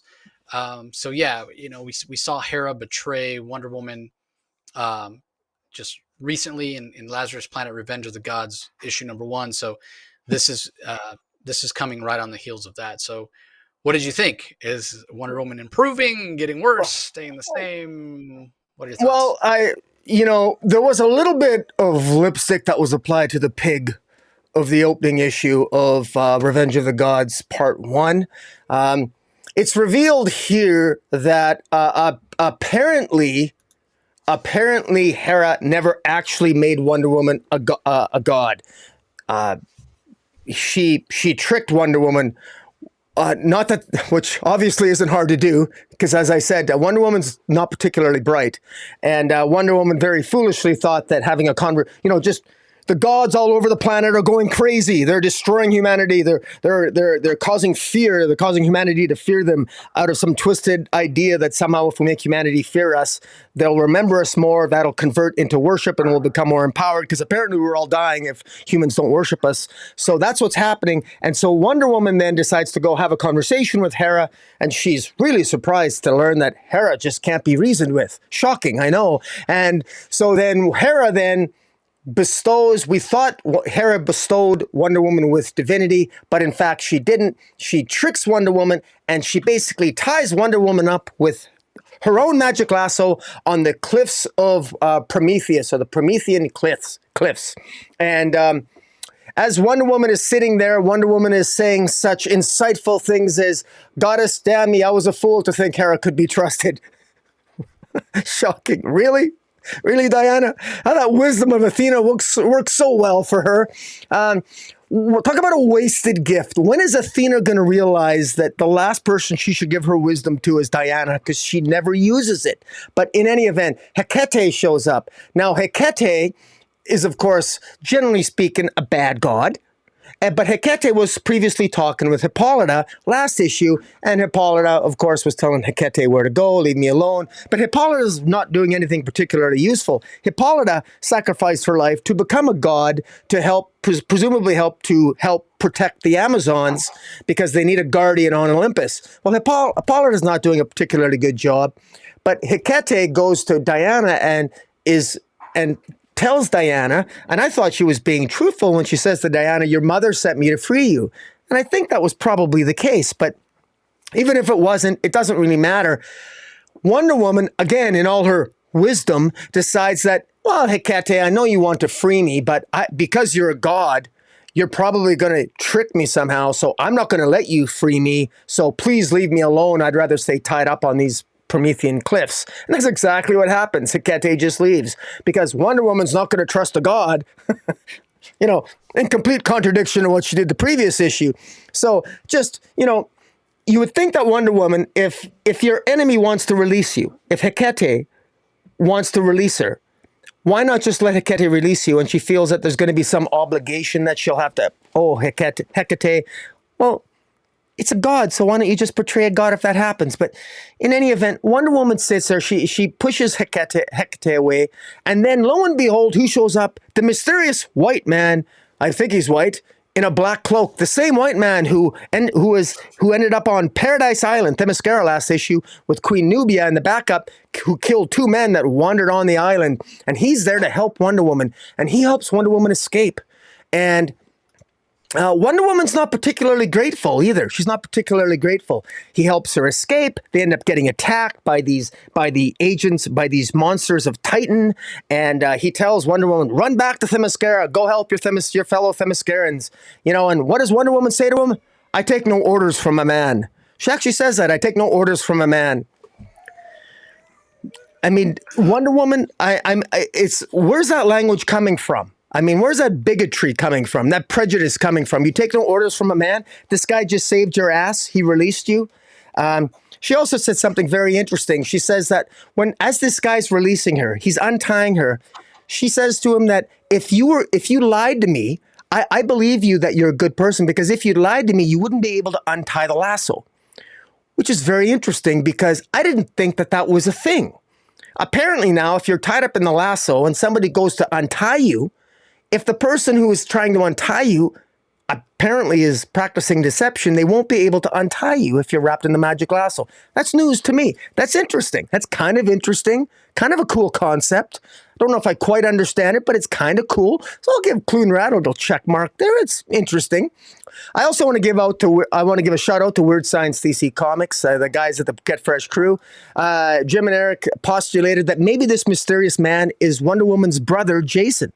We haven't seen Wonder Woman's brother, Jason, since we last saw him at the end of Steve Orlando's Wonder Woman run, and before that, he was at the end of James Robinson run, where Jason, Wonder Woman's brother, had taken off to the dark gods. He had left to be a sort of a patron god of the dark gods, and we never heard from him really since. So could this mysterious guy who's released by Diana, could that actually be her brother? Bear in mind that Jason, Wonder Woman's brother, can also step foot on Themyscira and not technically violate the rules because he's Wonder Woman's brother, I believe. So it's worth thinking about. Wonder Woman also runs into the squirrel, Ratatosk, the squirrel, that wonderful squirrel at the beginning of the Clune Rad's run, which is kind of cute. I guess it was kind of, they're incorporating their own past characters, which isn't bad. Wonder Woman eventually escapes the cliffs through the help of this stranger, and she comes up through the Well of Souls, where she meets Queen Nubia. And Queen Nubia then tells her that they had some mysterious men come upon the island, and then this stranger once again tells Wonder Woman that he needs her help. But Wonder Woman decides that she doesn't want this stranger's help. Even though this stranger is better than her, smarter than her, seems to know more than her, seems to know what's going on, Wonder Woman, again in her infinite wisdom, decides that, no, I don't need you. You've done enough. You seem to know exactly what's going on. You seem to help me. You seem to have saved me. But I'm going to go and do this all by myself. Again, showing her abject stupidity. Good night. So, anyways, now, having said all that, this story is kind of, this is, again, I have to admit, as ridiculous as I think some of these plot points are, I'm having fun with this, and at least it's not vile milk drinkers that we've been subjected to prior to this, and so I actually don't mind it. This is related. The backup is not much. It just shows the backup is just Mary Marvel coming upon Themyscira and helping Themyscirans battle the undead, and then flying off to help Billy. So not much happens there. So that just sort of takes up pages. But I don't know. I thought it was a little bit better than part one, and this is better than Wonder Woman's been in a long time. I still think Wonder Woman, it doesn't say much for her intelligence and her strategic thinking by any stretch, but at least it's a little bit more interesting in different ways. So what do you think? Yeah, I would say exactly that word you just used. It's interesting, right? It's finally become interesting. Now, I would argue that this isn't really a Wonder Woman book, right? I mean, it's become almost an ensemble book. I mean, we have as much Nubia and probably more of the stranger than we have of Diana herself. And like you said, Diana makes these choices that are so nonsensical, and even the way she talks is so inconsistent that she doesn't have agency in her own book. So that's a bit of an issue. But if you set that aside and just take her as just another one of the characters of this overall story, title that should really be called Themyscira more than anything else, then yeah, it's interesting what's going on. Like Hera has become the big bad, and they're pulling in interesting concepts with the Well of Souls and traveling between these different realms um, and even bringing in Mary Marvel at the end, as you mentioned in the backup. I vastly prefer that than the young Diana, which doesn't feel like it belongs at all as backup. So, yeah, it is interesting. Finally, it is interesting. Um, but yeah, it doesn't really portray Wonder Woman in a very good light. I'm more like, out of everybody in this entire book, like the character I want to read the most is the Stranger. He's there's mystery there. There's agency. There's um, he's formidable. He's capable. Like, what I mean? What does that say about, Yeah, here's this book that's supposed to be filled with strong female characters. The most interesting character is this mysterious male. Like, that shouldn't be. I should want to read about Diana or Nubia or um, Yara Flor more than I do this stranger. But, even the way he talks is just more consistent. We've only seen him for 2 issues, obviously. Um, Revenge of the Gods 1, issue 1, and now here, but he already just seems more together than these Amazonians that this creative team has been writing for the past couple of years, that just seemed so wishy-washy and um, weak, for lack of a better word. I don't want them to be. I don't feel like I'm being chauvinistic here, but when they first brought the tribes together, there was all the bickering and infighting and what have you, and it's just one disaster befalling them upon another. And it probably doesn't speak very good that you finally have somebody coming to rescue them, and it's a man. Like, his role and his agency and his strength of character and what he's doing, that should be Diana.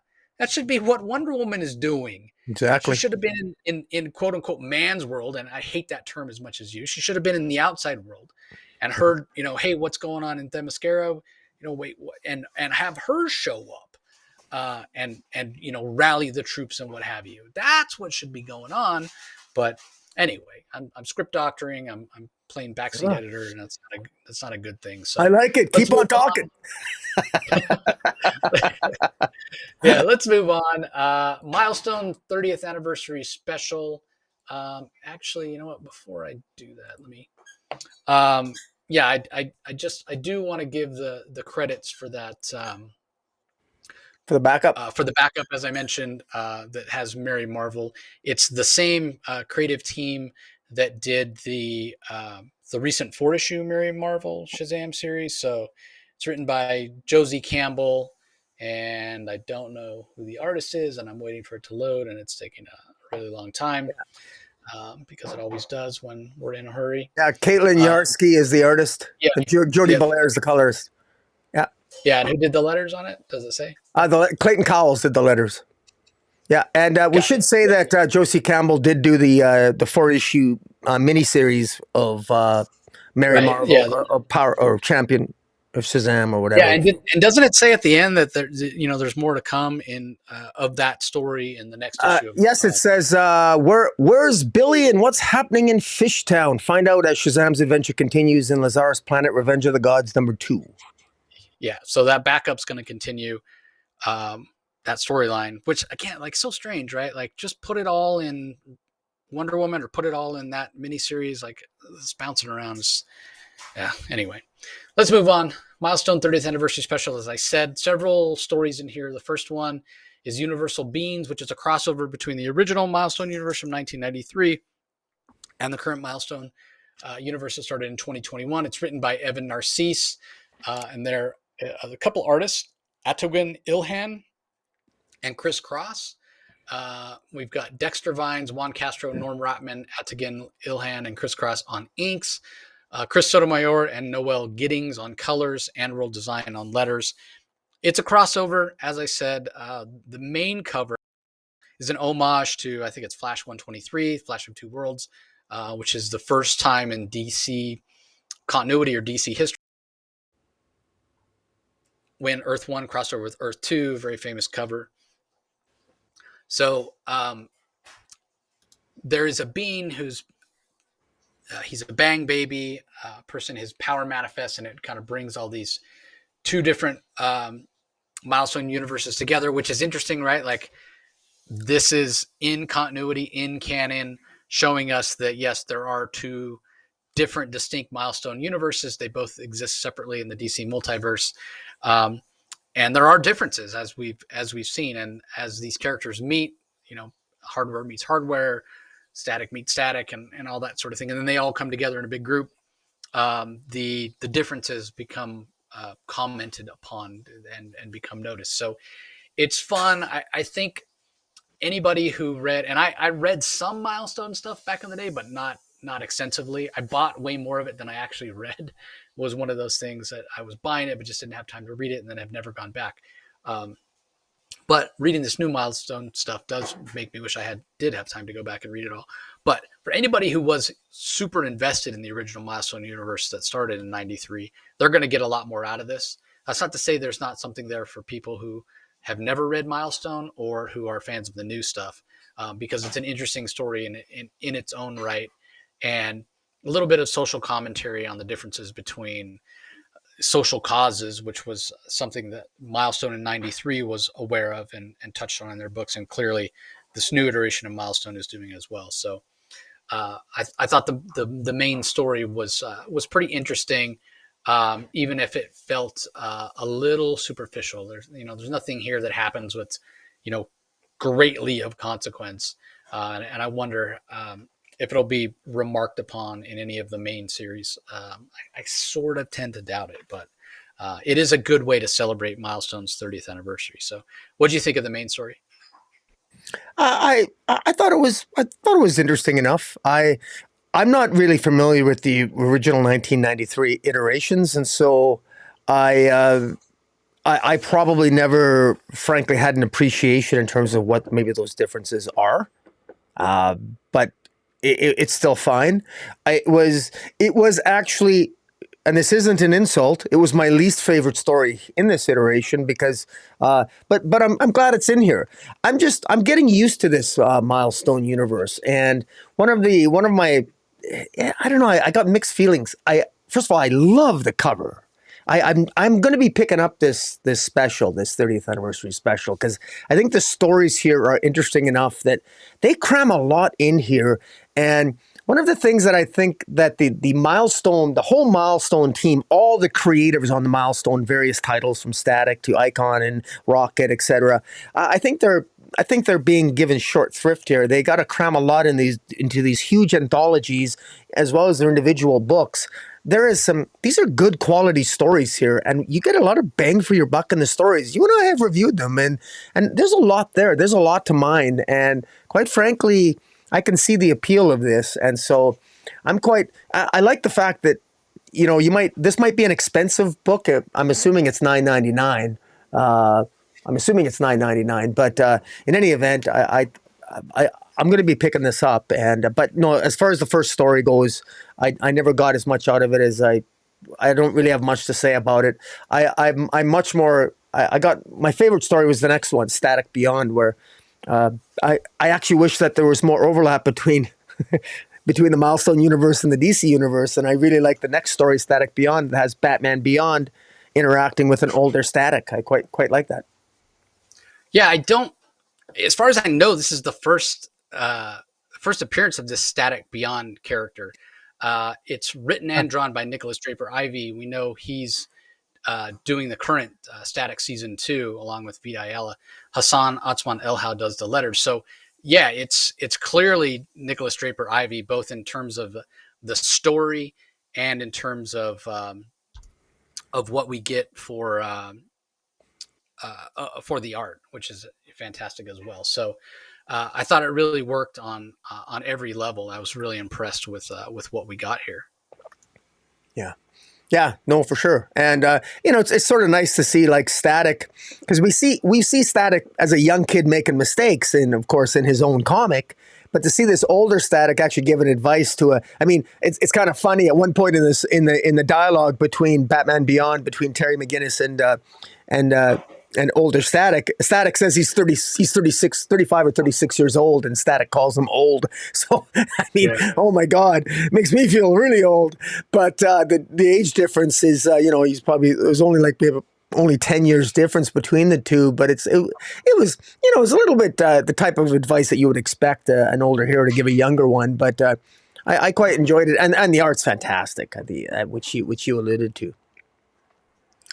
Yeah, I mean Nicholas Draper Ivy, he has his own certain style, and if you like that style, you're going to love this because he's almost turning himself loose more so than he does um, than in the regular static book. Because this is the future. This is a Gotham City that's uh, little more used. It's been put through the ringer a little bit more Yeah, than Gotham that we might be used to seeing. So there is an Icon Forever series. Um, and a little blurb says in the 2010 series Milestone Forever, the future of 93's Milestone universe was established.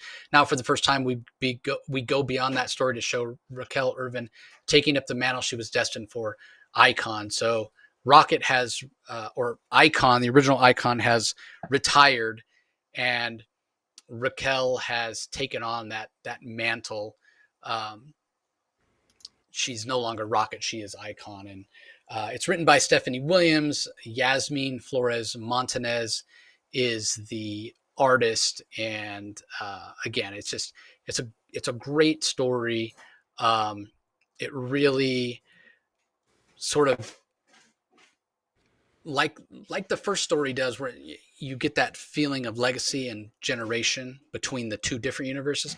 This is given a sense of legacy and generation in the midst of just the original Milestone universe itself. And the art by Montanez is really, really strong. So I thought this was a very emotional story and shows the power of Raquel Irvin, Rocket, who then becomes Icon in this story. Um, it shows the power and strength of her as a character. What yeah. do you think? It's interesting. I'm not, and maybe I missed it. I'm not sure. I wouldn't think that Rock would have the ability to assume Icon's powers because they're.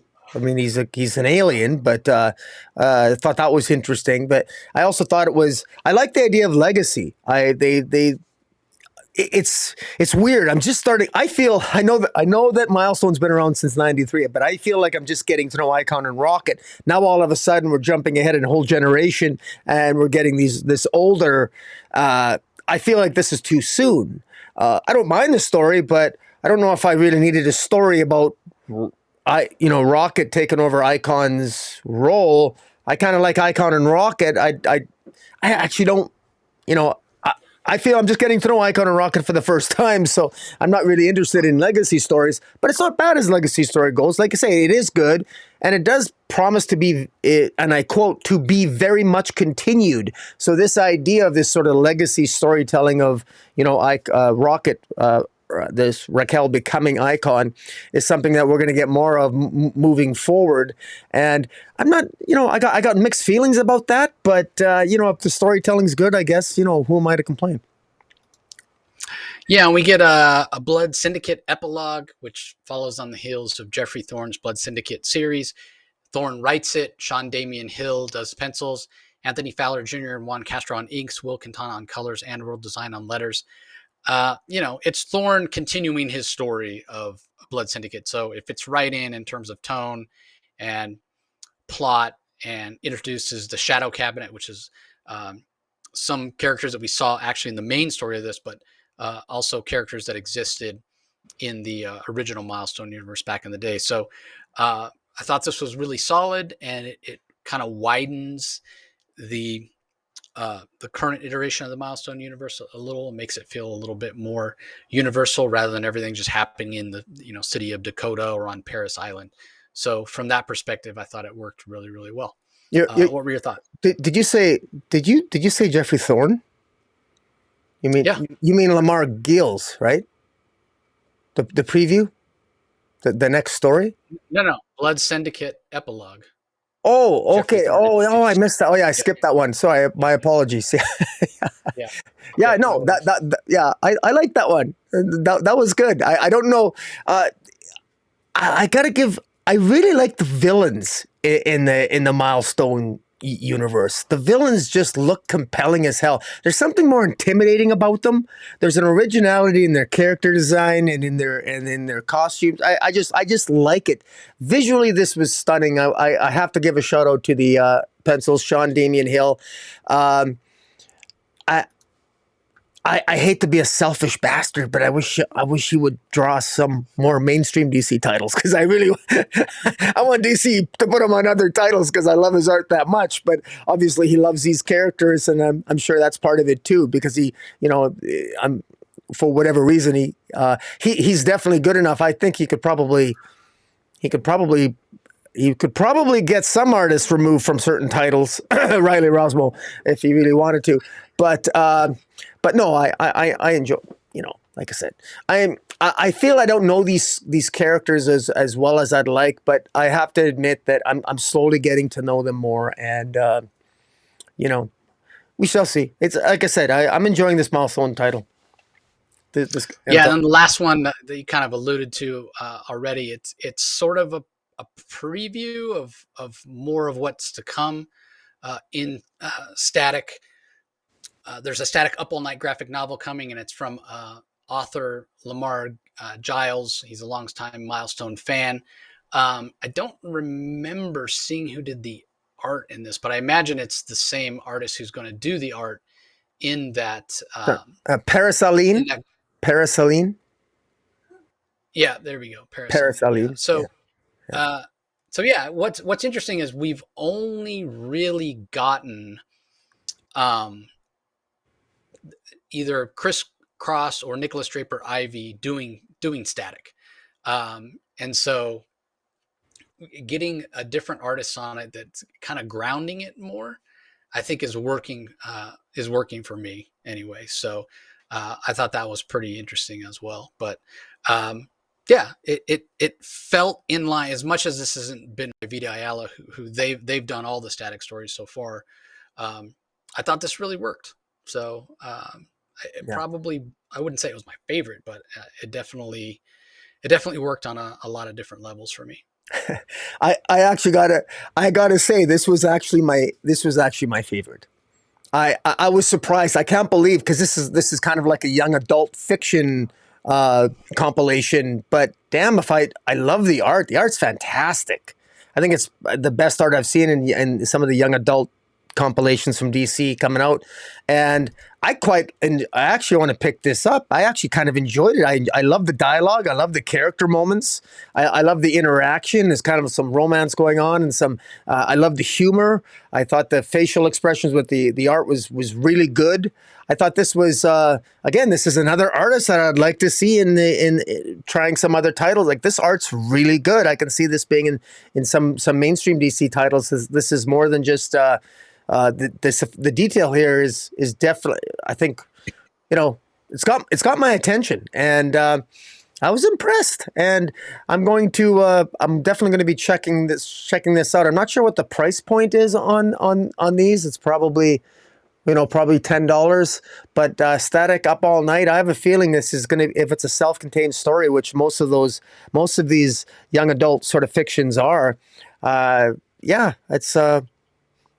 Hey, again, more reasons to be impressed with Milestone. It's just unfortunately, it's just not getting the attention I think that it deserves. I think in many corners, but we shall see. I agree. Yeah.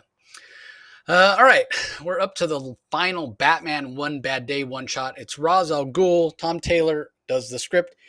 Ivan Haris does the pencils. Danny Mickey is longtime collaborator on inks. Brad Anderson on colors. Wes Abbott on letters.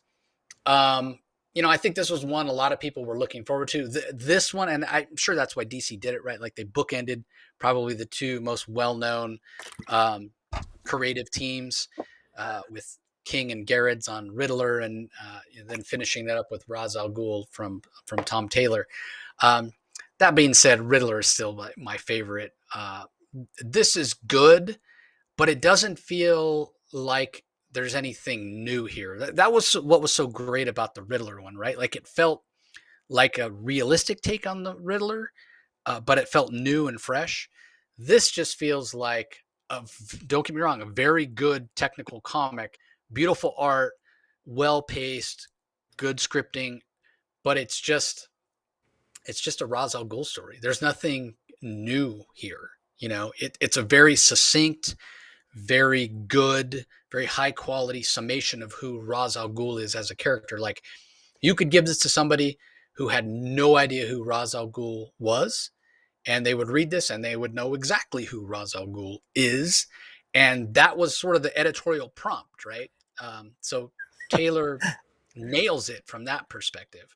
But that's what makes what King and Garrett's did so great, because you could say the same thing about what they did with Riddler, but they brought in a new dynamic to it, which was so fantastic. But this is just really, really good, really, really enjoyable. Ivan Reis is at the top of his game with the art. Yeah, this was just a heck of a lot of fun. And I really, really enjoyed it. For all of me saying, it's not as good as Riddler, well, that's one of the best comics I've read in the last decade.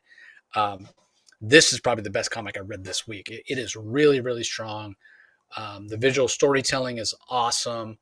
Yeah, I mean, it's probably my favorite Ra's al Ghul story I've ever read, just because, like I said, it sums up who Ra's is so, so well, and why Batman opposes him, why they're, although they might have the same ends, their means are wildly different, and why those different methods put them at odds with each other. So yeah, I thought it was a fantastic job from the whole entire creative team. Yeah, Brad Anderson's colors are fantastic. So yeah, really, really strong, high quality book. I imagine it'll sell really well too, because it's Batman and it's Ra's al Ghul. So yeah, what do you think? Well, let me tell you something. What I love about this story is that it does something which you don't see very often. Ra's al Ghul won. He wins.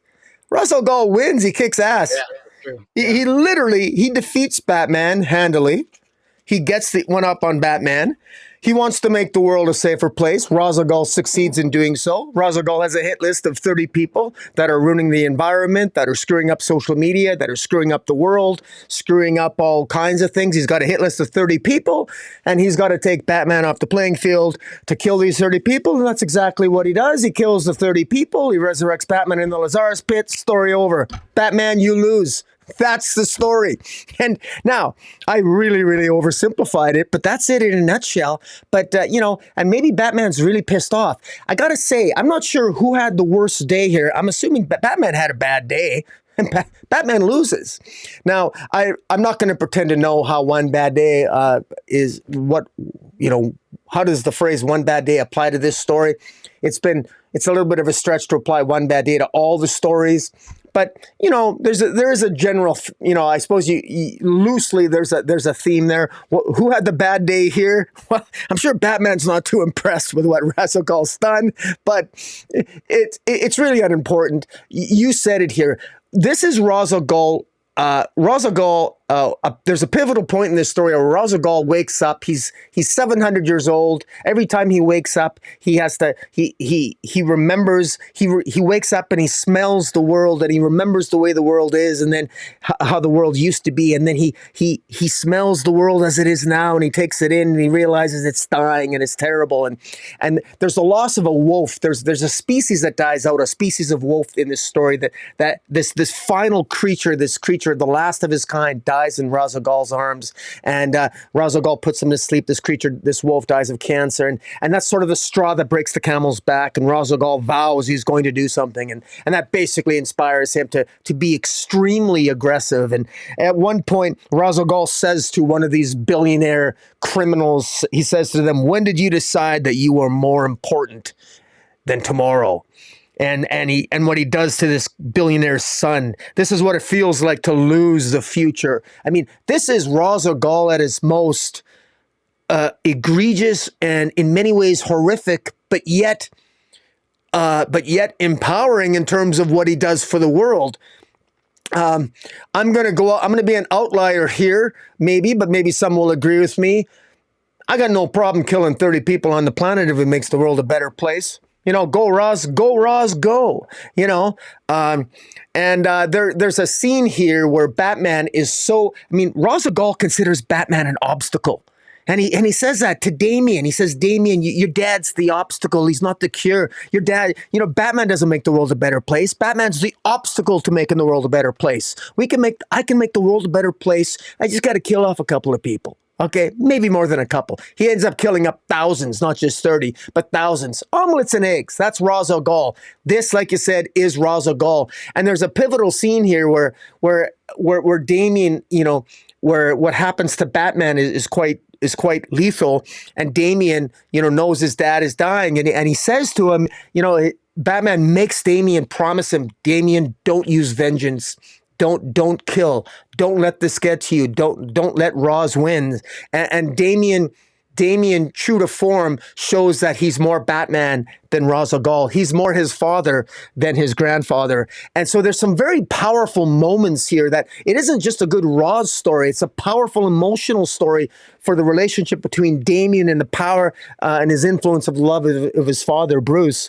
And there's like I said, it works. And so Tom Taylor is good at giving us those character moments here. And I will say that the story is a little bit, I think it's kind of simplistic in a way, but I kind of like it too. The idea that Ra's actually wins, and at the end, Batman gets all upset and confronts Ra's, but Ra's doesn't care. Ra's he lets himself die because he's going to get resurrected again, which is exactly what he does. And so this is a story where Ra's really, beginning, middle, and end, Ra's al Ghul kicks ass. And he wins. And he doesn't have a bad day at all.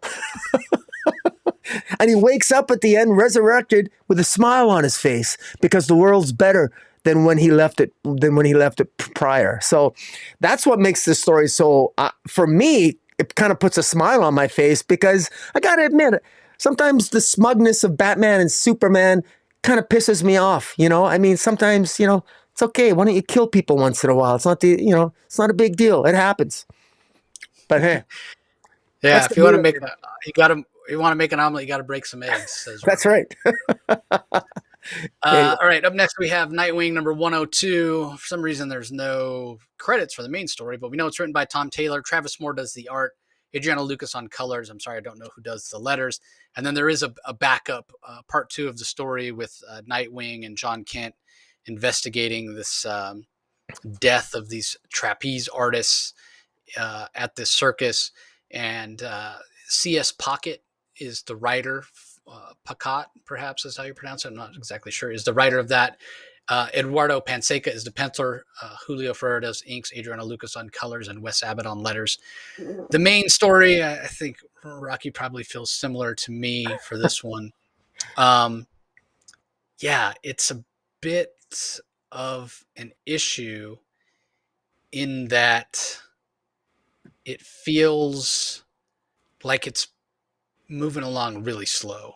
And it's frankly, it's not that interesting, which, I find myself a little surprised about that because for the most part, the series has been really good.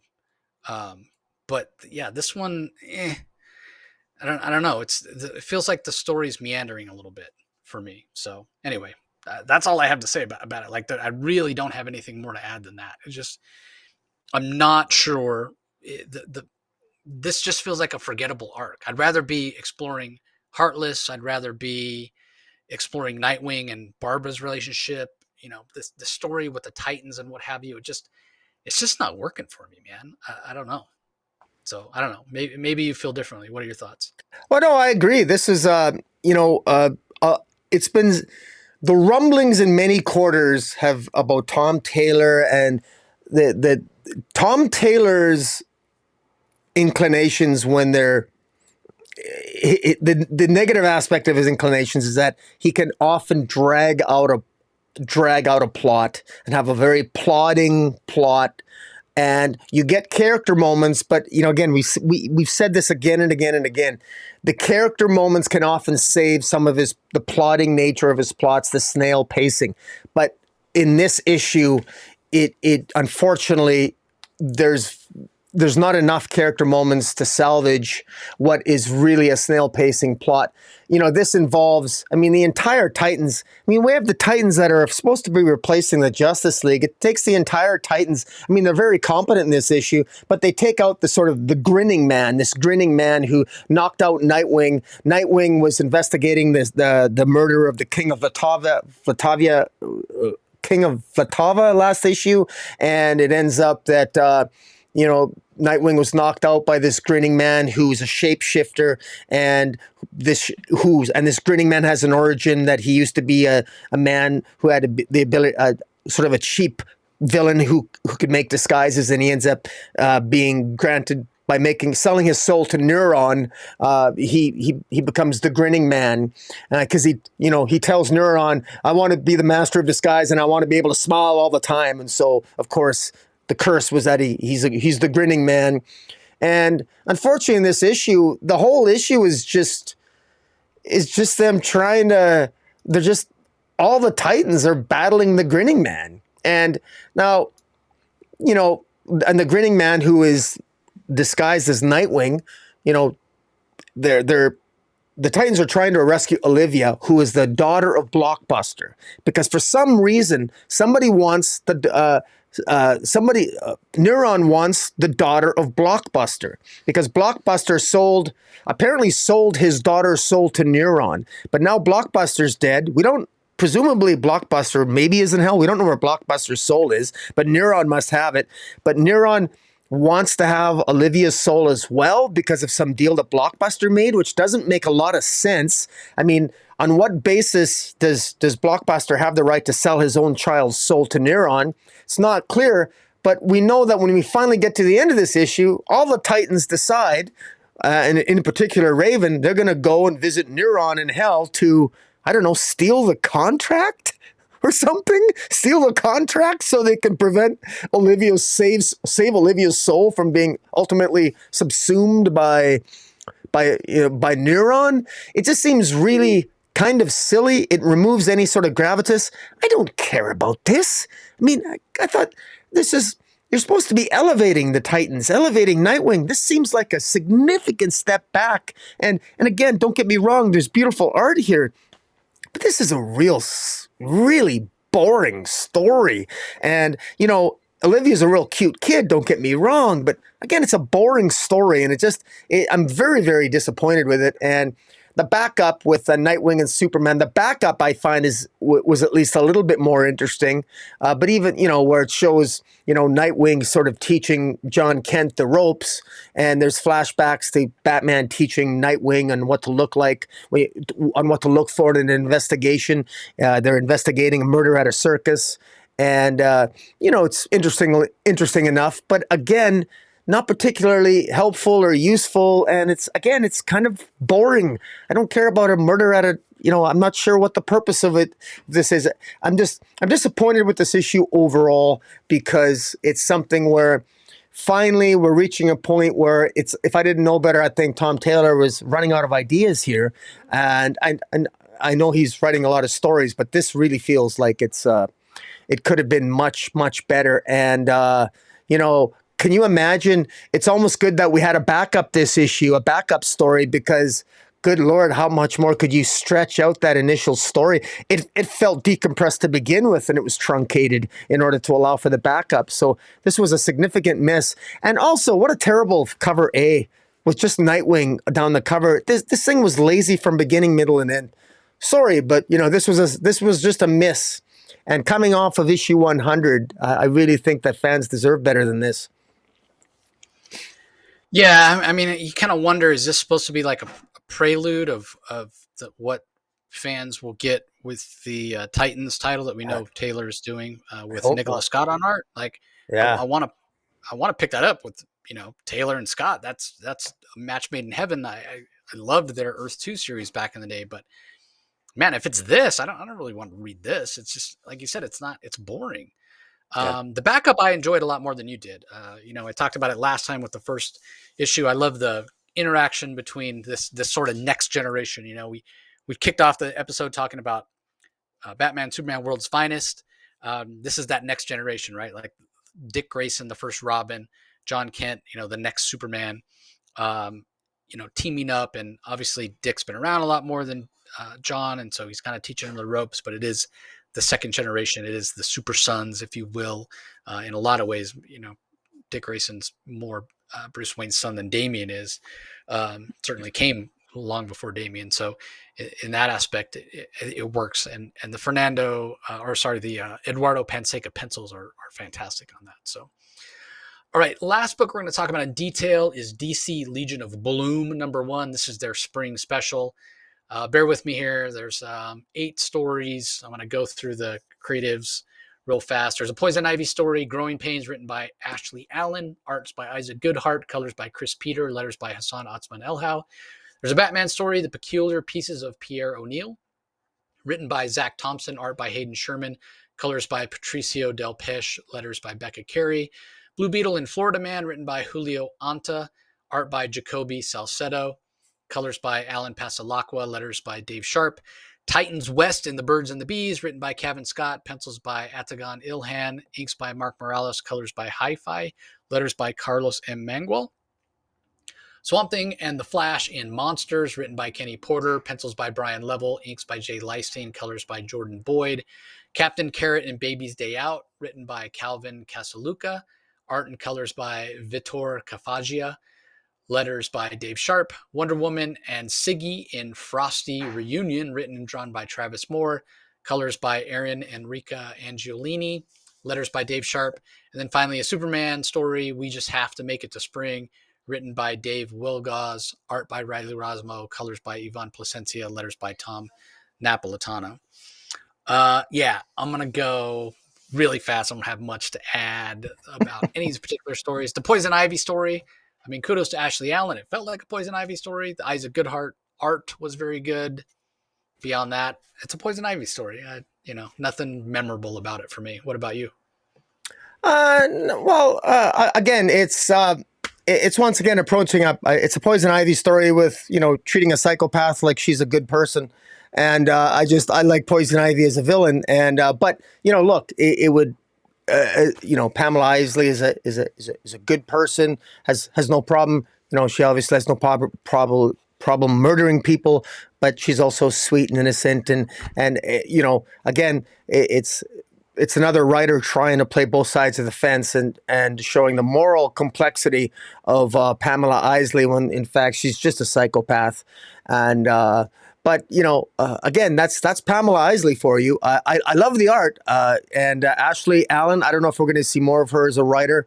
I don't. I would need to see more of her writing to pass more judgment on it. But Isaac Goodhart, I didn't mind the art. I'm looking. It's a decent enough artist. I look forward to maybe seeing some more of Isaac Goodhart's art elsewhere in the DC universe. Yeah, he's done some other stuff. He started at Top Cow. He's done some other things here or there for DC. Certainly hasn't had a regular title, but the Batman story by Zach Thompson. Villain is Jason Woodrue, the Floronic Man. It's pretty out there, as I come to expect from Zach Thompson. I thought the art there by Hayden Sherman was really interesting. Usually his art is really loose in style. This wasn't. And so I found that to be really interesting. Um, so yeah, take that for what you will. Yeah. But Well, it seemed. I thought the title was the most interesting aspect of it. The peculiar pieces of Pierre O'Neill.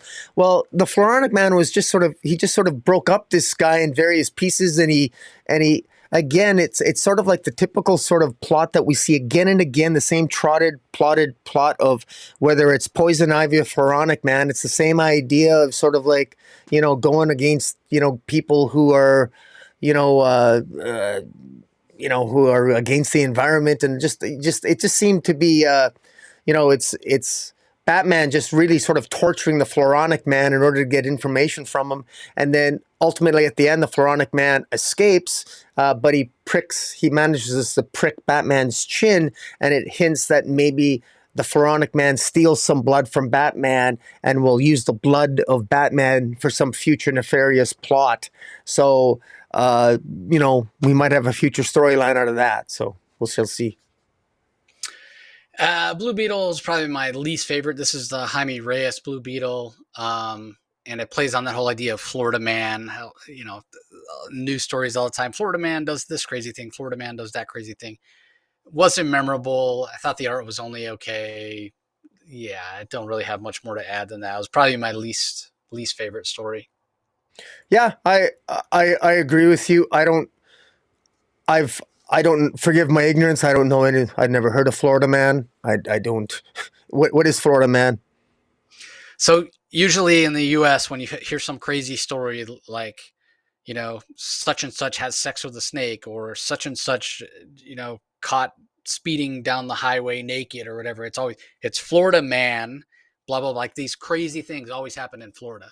Like the people Oh, down there okay, are nuts. So that's what okay. they kind of a funny thing.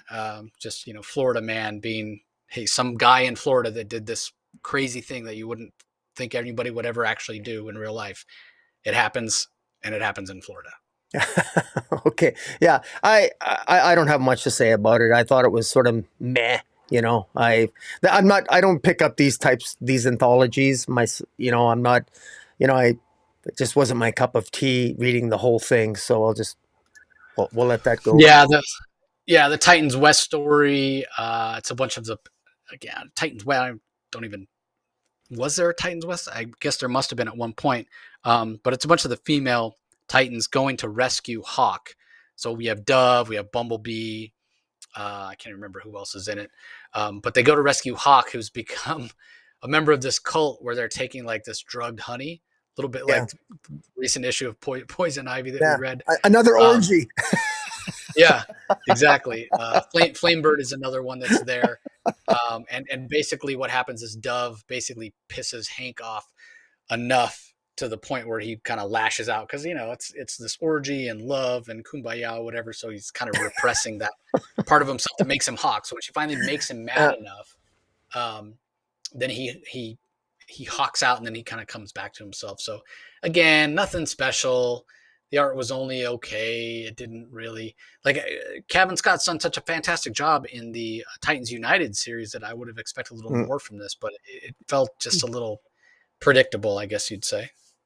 Yeah, well, it's kind of funny because I think I'm guessing that it takes place maybe in the same universe as Titans is Yeah. Titans United, and I thought it could fit right in. I thought it was comical with the whole sort of orgy background and the character interactions were kind of funny. I didn't mind some of the dialogue. I thought it was probably one of the more entertaining stories in this compilation, because it's actually one where I actually paused more than just sort of skim read. It's probably because there was an orgy, but that's my Pyrian fanboy coming in. It's like, oh, there's an orgy. Oh, well, it's maybe I'll flip the pages back and reread that. But no, it was, hey, yeah. And the art's not that bad either. So, Yeah, I thought the art was solid as well. Uh, so next up is uh, the Flash Swamp Thing story by Kenny Porter, pencils by Brian Level. Again, it's a Flash Swamp Thing team up. There's nothing to write home about. It's okay. It's a chance for Kenny Porter to write some superheroes. So from that level, it worked. But again, there isn't anything that I'm gonna be remembering or thinking about, next week. I'll have completely forgotten the story. Now, if there's anything wrong with it on its surface, it's just for me there wasn't anything there that stood out. So well, it's got a nice message at the end. Swamp Thing, this horrific looking talking plant, talks to a child that's already traumatized from seeing monsters and tells the child that, no, no, no, no, there are no monsters. Believe me. I mean, and if there are monsters, don't worry. Don't fear, little one. The real monster will be there to rescue you. Uh, so I can't help but chuckle because I'm pretty sure this kid's already traumatized by being rescued by Swamp Thing because he's not exactly a pleasant looking fellow. But, there you go. Never judge a hero by how he or she looks because you could be as ugly as Swamp Thing and still be a hero. And of course, that's what this kid is. And it's all good. And the Flash is, the colors here are great. There's one thing about Swamp Thing green and Flash red. It looks really good. The colors pop off the page. Jordan Boyd on the colors did a really great job. So it was because visually it was probably one of the most eye-catching compilation stories in this anthology. Yeah, good point. The colors were really good. So, Yeah. all right, up next, there's a Captain Carrot story. Calvin Kasulki, Victor Kofaji. This one was a lot of fun. Captain Carrot trying to take care of his many offspring. As we all know, rabbits have many offspring at one time, and they all sort of take off when they wear Captain Carrot out. And he yells at them as they're flying out the window, "No flying before you're 16!" And they take on this giant King Kong like monster. So yeah, it was a lot of fun. Kind of an animated, almost a Disney type style. So that it was probably the most fun, the most lighthearted story in the issue. I thought it worked pretty well. Yeah, no, I agree. I'm very much used to. I've got I think it was what was it? I'm trying to remember how many. I do have the original, all the issues of the original Captain Carrot run. Zucker. Yeah. The Captain Carrot and the Amazing Zoo Crew. I also have the 4 or 5 issue, the Oz Wonderland War, sort of like the crisis for the Captain Carrot and the Amazing Zoo Crew. And so I look back fondly. That artistic style, I'm accustomed to that. But I kind of like this because this has a little bit more of a quasi Disney, a quasi different feel to it. And so I sort of like it because we're sort of used to seeing Captain Carrot drawn in the ultra bulky, super heroic, muscular Yeah. type like we saw in the leading up to Dark Crisis and in Justice Incarnate. So it's kind of nice to see him drawn more like a Bugs Bunny here with all the bunny rabbits in there and what have you. So yeah, it was cute. It's a lot of fun. Yeah, it really was. It was a lot of fun. Next up, we have a Wonder Woman and Siegfried story, written and drawn by Travis Moore, which I like. Travis Moore is actually a pretty solid writer, and this is probably the best for me. My favorite artwork, and the colors here are interesting as well. They fight Jack Frost basically, and yeah, it's again the most polished looking art I would say in the whole issue is this story. I thought it worked really well. And I mean, not that Travis Moore doesn't give us good art and hasn't given us good art in the past, but it's almost like when he's drawing his own story that he's writing, like he's really pulling out all the stops to make sure it's as awesome as it can possibly be. Um, so yeah, I thought it was really good. And the story was fine.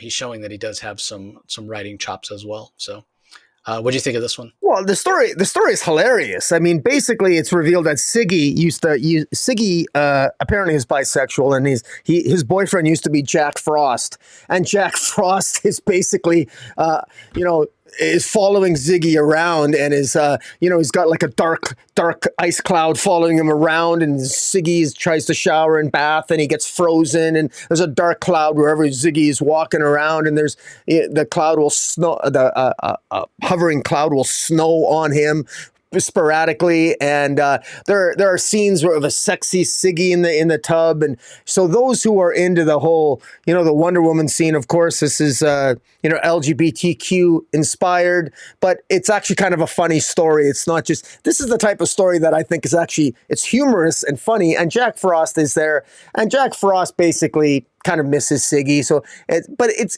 comical and it's lighthearted. And it actually has a point. I actually think Ziggy, I kind of wondered, is he or isn't he? But I thought it was a fun issue, and it sort of tells us something about Siggy that I guess we didn't know before, and we know that Siggy has a very we know that he's got a rich past because Wonder Woman met him on Asgard at the beginning of Becky Cloonan and Michael W. Conrad's Wonder Woman run, and he's probably I think he could be a more interesting character. I think he's more interesting here having fun than he is battling vile milk drinkers, which the gift that keeps on giving. But in any event, I thought it was fun. Yeah, I agree. And again, the art was just fantastic. Yeah.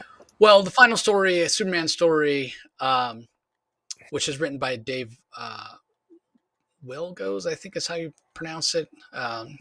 Wilgos, maybe. He's most known for editing over at DC, but he did do that Man Bat series, miniseries a few years ago. Riley Rosmo on art. So I will say that this art from Rosmo is my favorite Rosmo art I've ever seen. Yeah, It's the least I stylized. agree. It's the most, It's very good. um, yeah. This is a heartfelt story. It's all about like the story starts off with Pa Kent kicking a snowblower and coloring it a piece of garbage, like very out of character for Pa Kent.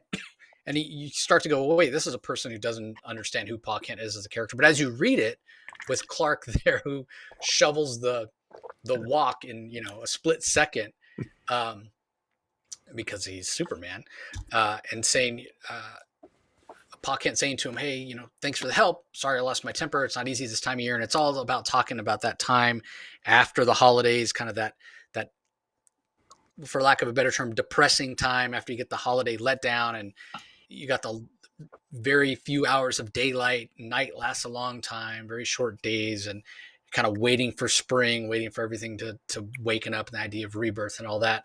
Um, and it's that story, that interaction that Pa Kent had with Clark way back when, that Clark takes with him each time that part of the year rolls around. And he uses it in his interactions with Lex Luthor and with Bizarro and with uh, even the everyday citizens of Metropolis and members of the Justice League and what have you. And he took it to heart. It's a lesson and a memory that he hasn't forgotten. And it it's a fantastic job by Wise Goals to really give us a heartfelt story and sort of remind us of how human Superman really is, for all for being a alien, for lack of a better term, or Kryptonian. So, yeah, that far and away my favorite story in the issue. And again, the Riley Rosmo art, best art I've ever seen him do. Fantastic. So, I what were your agree. thoughts on that? There's the art is and again, because if any guy, he deserves a call out for his efforts artistically in this story, if for no other reason that the guy's taken, I mean, he's very stylistic, and I know that I think a lot of people have been, I think, overly cruel on his in the way they describe some of his art. If he's just very stylistic, but I got to give a call out to how amazing 2 pages are and absolutely inspired art. There's one page where it starts off at the beginning. It's like you're reading a newspaper, and there's multiple panels, and the level of detail that Rosmo puts into each individual panel. I mean, there's literally like there's 16 frames on the, more than that actually, and it bleeds off into off the page and it shows just how busy Superman is. And as Superman gets busier and busier and busier, you get to a page where Superman is holding up the panels, his back. It's the panels, the symbolism and the metaphor of him being overwhelmed, like it's Atlas. He's literally holding the comic and the panels from overwhelming him and crushing him, and you could tell he's straining. It's just so beautifully done. And there's one where the panels are sort of collapsing on him, and they're smashing onto the ground behind him, conveying the idea that Superman is somewhat overwhelmed, but he's still, despite all that, the overwhelming aspects of all that Superman has to do, he still finds time to not only be kind, but to be more kind than necessary. To not only to be compassionate, but to show a little bit more compassion than maybe is necessary. And he doesn't let, as he tells Luthor, he's not going to let Luthor win. And it's just a very good story. It's a very much a Superman story. And anybody who following Rosmo's art from like 3-4 years ago, and the transitions and the evolution, his art has evolved and he is getting better. And the guy, for being as stylistic as he is, he does some amazing art. And even throughout his Robin run, there were some pages that the level of detail was there, but the style, it's very stylistic, fine. But the art was there and the talent is there. It's just finding the right comic for him. But I got to say, this is where, this was a very good Superman story, and it does complement Rosmo's art. Which so anybody who's wants to see Riley Rosmo at his best, I definitely encourage them to check this story out. And it's kind of sad that it's sort of lost in this anthology that I fear that not a lot of people will necessarily purchase. Yeah, I agree. And I, yeah, again, credit to Dave Wise Goals as well, because he does a fantastic job of capturing the what makes the relationship between Clark Kent and his parents so great. So Mm-hmm. uh, maybe a certain director could have done with reading the story like that. All right, so that does it for the books we're going to talk about in detail. There is also Harley Quinn the Animated Series Legion of Bats issue 6, which is out this week as well. And then as far as anthologies go, Robin Volume 3, which collects Robin's issue 13 through 17. That's the most recent Joshua Williamson run. Power Girl, Power Trip trade paperback, which collects the Amanda Connor and Jimmy Palmiotti, Justin Gray, Jeff Johns era. It's just JSA Classified 1 through 4 and Power Girl 1 through 12. We also have Harley Quinn Volume 3. This is the recent Stephanie Phillips run, and the aforementioned Riley Rosmo on art. And then finally, the Multiversity Team Justice 1 through 6 series that we highlighted as it came out monthly. Wasn't particularly memorable, to be honest, but it did get better as it went along. And I think one of the things that Rocky and I both felt was consistent throughout, and we praised, was the passion that the two writers, Ivan Cohen and Danny Lore, have for those characters is pretty obvious throughout the series. So so that does it for this week. I think I already kind of spoiled it, what my book of the week is. But I'll reiterate, Batman One Bad Day, Ra's al Ghul, for me, was probably my favorite. Even though The World's Finest was probably my favorite issue of that, I thought Superman 2 was really, really good. Best issue of Black Adam so far. But yeah, I think overall, the one that will stick with me, that I'll think about, is probably the Batman One Bad Day, Ra's al Ghul. So what are your thoughts on your Uh, favorite book? Well, I'm actually going to go a little bit of an outlier here. I want to give a shout out to Superman issue 2. I thought was pretty good, but I actually really enjoyed Black Adam, so I'm going to give it to Black Adam because I actually thought that Christopher Priest. I thought he did a good job, sort of encapsulating the essence of Black Adam, and I think he's added something interesting to the lore. Just and you know, I was pleasantly surprised. But definitely a strong runner-up to Joshua Williamson with Superman because he's really doing a bang-up job there, and Superman is pretty much a must-read. And like, how many times have we said, Jace? I think you said it more than me that where Superman goes, DC follows, and when Superman's firing on all cylinders, even more so than Batman, even though DC's all Batman and mostly Batman comics, a strong Superman comic seems to lead to better days for DC. So hopefully that'll be the case moving forward. Yeah, I agree. Like I said, the fact that I'm enjoying both of them and they feel so different in tone, both Superman titles, is a really good thing. So Yeah. anyway, that's gonna do it for this episode. Anything to tease, Rocky? Not really. I got a really busy week, so probably will probably do some. I'm behind on my indie review. Jason at Weird Science of the Get Fresh crew. Him and I usually review indies. It's my fault, not his, that we haven't reviewed some independent titles lately. But hopefully we'll coordinate. I'll coordinate my schedule with him. We'll get some indie comic reviews done this week. But we shall see. But I'm very busy. It's crazy at work. What about yourself? Yeah, fair enough. Yeah, fair enough. I do have some crowdfunding spotlights that'll be coming out probably later this week. So other than that, yeah, just trying to work's been so busy. Obviously, I've been traveling so much, it's been hard to get caught up with everything. So anyway, everybody, don't forget, if you're listening to us audio only, head over to YouTube, subscribe to Rocky's channel, just search for comic space boom exclamation point. Once you're there, you know what to do. Leave some comments, ring the notification bell so you don't miss any content. Like this video, subscribe to the channel so you, as I said, you don't miss any content. Conversely, if you're checking us out on YouTube and looking at our smiling faces and you want to be sure not to miss out on any of those other interviews or audio only content from the Comic Source, just go to wherever you get your podcast, do a search for the Comic Source and subscribe. So that's going to do it for this episode, everybody. We appreciate you joining us as always, and we'll talk to you next time. See you later.